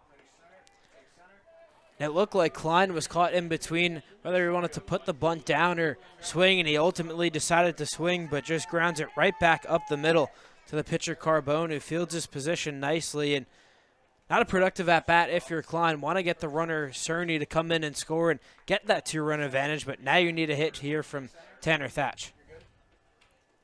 Thatch takes up in the zone, and Cerny races in from third. The Kettleers make it a 4-2 ball game. And just as the Harbor Hawks took advantage of earlier in this ball game, the Kettleers have scored a run on a wild pitch. So now a 2-run lead with Tanner Thatch now batting with a 1-0 count and 2 gone. But going back to that ground ball by Matt Klein, he was just about a couple inches away from getting underneath the glove of Carbone, and with the second baseman playing up, as Thatch checks his swing and it's 1-1. That could have had a chance to squeeze by and get into shallow center field. Would have scored the run easily. But nonetheless, Cerny is able to come home and score. Kettleers now lead at 4-2, 1-1 count to Thatch. Takes strike 2. The skies are still getting darker above Lowell Park. What was once a clear day with minimal clouds in the sky has turned into fully overcast skies overhead. And now Thatch sends the count to 2-2. Should be enough time to get the rest of this game in, though. 7:27 local time. Game was called at around 8:10 on Tuesday night. Thatch saws one off towards the snack shack and out of play.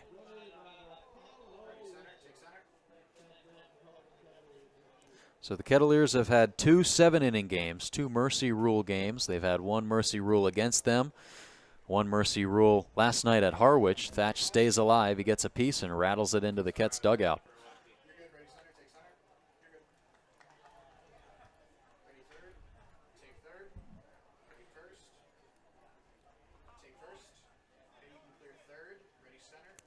Also an 8-inning game on Tuesday night, so the Kettleers have thrown the least amount of innings in the Cape Cod Baseball League. As the 2-2 pitch misses low and away to Thatch, and it's 3-2. We've also yet to play a full home game or full game here at home. That's right.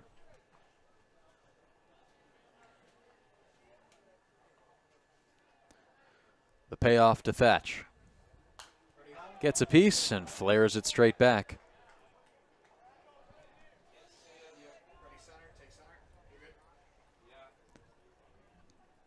Nice battle brewing here between Carbone and Thatch. Upcoming on the 9th pitch of this at-bat.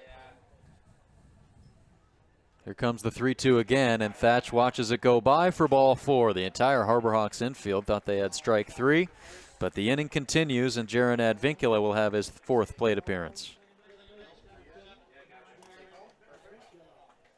Dominic Carbone thought it was strike 3 there. Nearly walked off the mound. Did not get the call, and Thatch keeps this inning alive as the umpires meet in the center of the diamond to talk things over.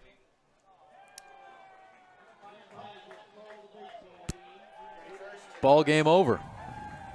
That's going to do it as the home plate umpire Mark Rowan calls it in the middle of the bottom of the 8th inning, with the Kettleers leading it 4-2.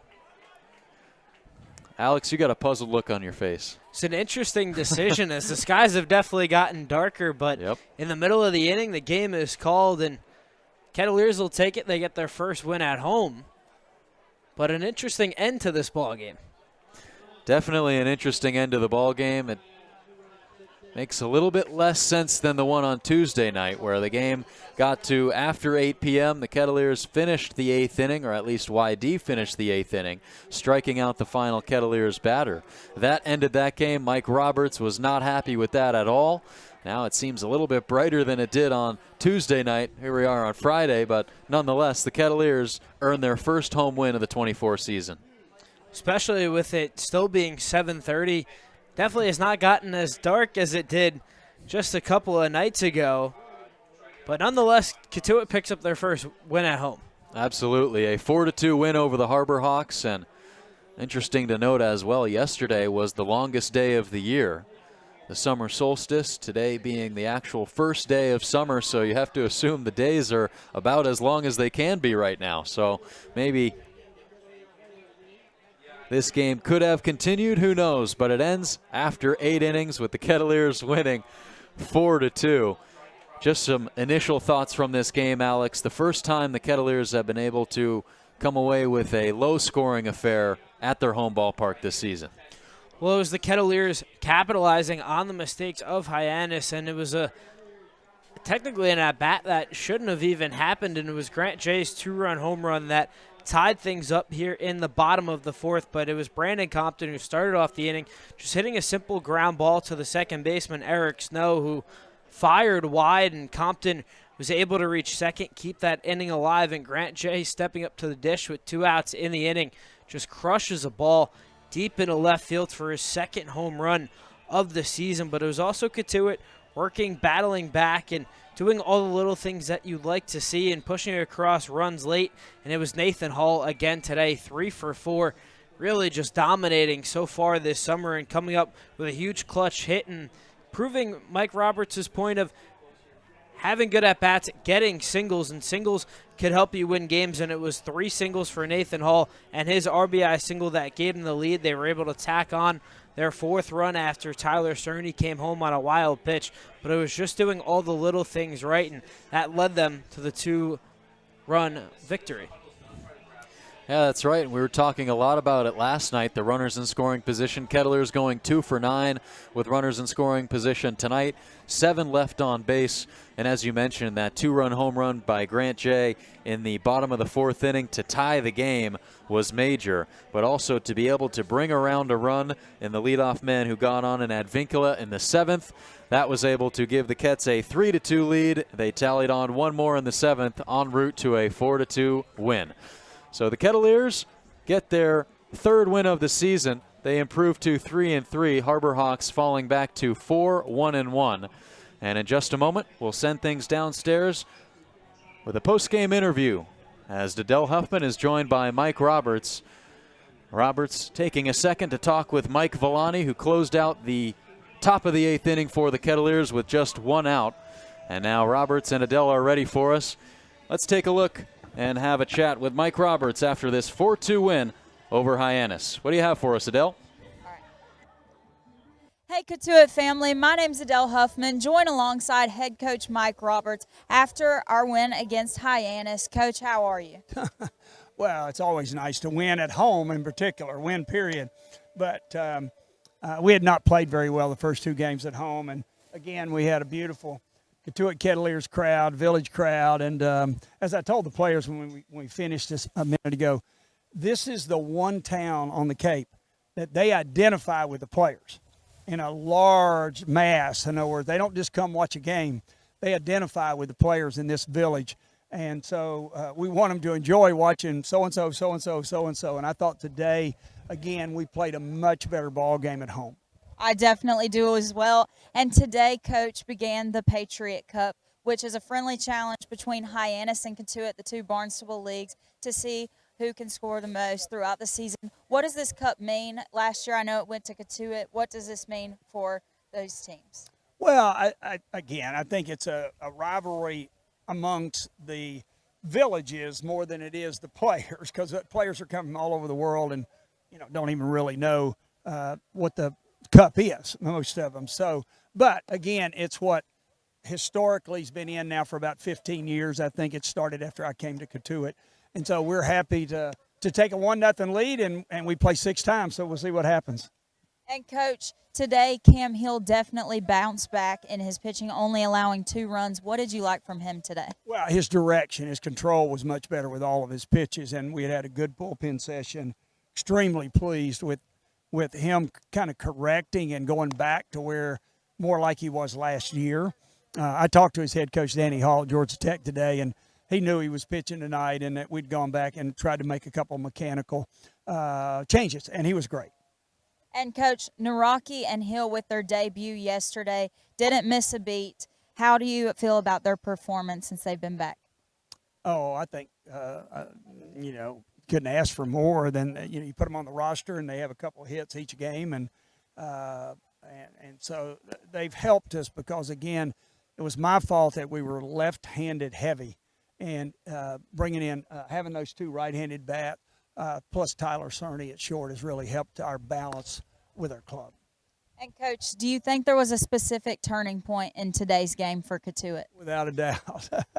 The home run, without a doubt, by Grant. That got us back in it, and that was the turning point.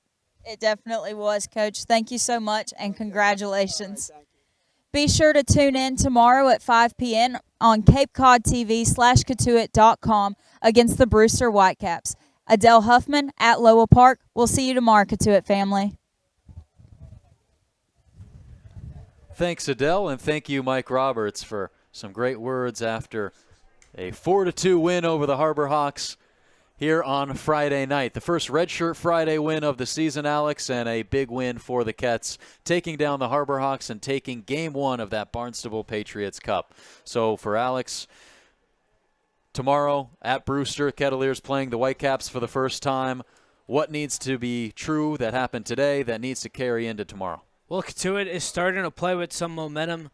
2 consecutive wins now, evening their record at 3-3, but you're starting to see the offense really come alive and put together solid at-bats. Of course, they scored 18 runs last night, just 4 today, but the amount of quality at-bats, they had 17 hits last night, 8 today, and you're seeing you're getting contributions up and down the lineup. Of course, you're going to have big days from these stars in this Kettleers lineup. Nathan Hall was the star today. He went 3 for 4, but it's just continuing to work deep in accounts, fouling off tough pitches, drawing walks, and capitalizing when you get runners on base. And it was a couple of hits and plays here and there that ultimately proved to be the deciding factor in this game, but it was just capitalizing when you have runners on scoring position. That's something that the Cats have done really well these last 2 games, and we'll see if they can carry it into tomorrow. Absolutely. Kettleers heading to Brewster to play the Whitecaps at Stony Brook Field tomorrow at 5 p.m. Hyannis will host Orleans tomorrow at McKeon Park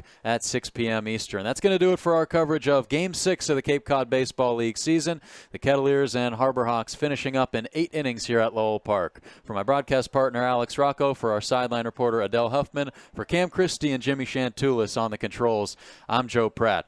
Thank you for joining us for the Cats' 4-2 win over Hyannis. We'll see you, or you'll hear from us tomorrow in Brewster.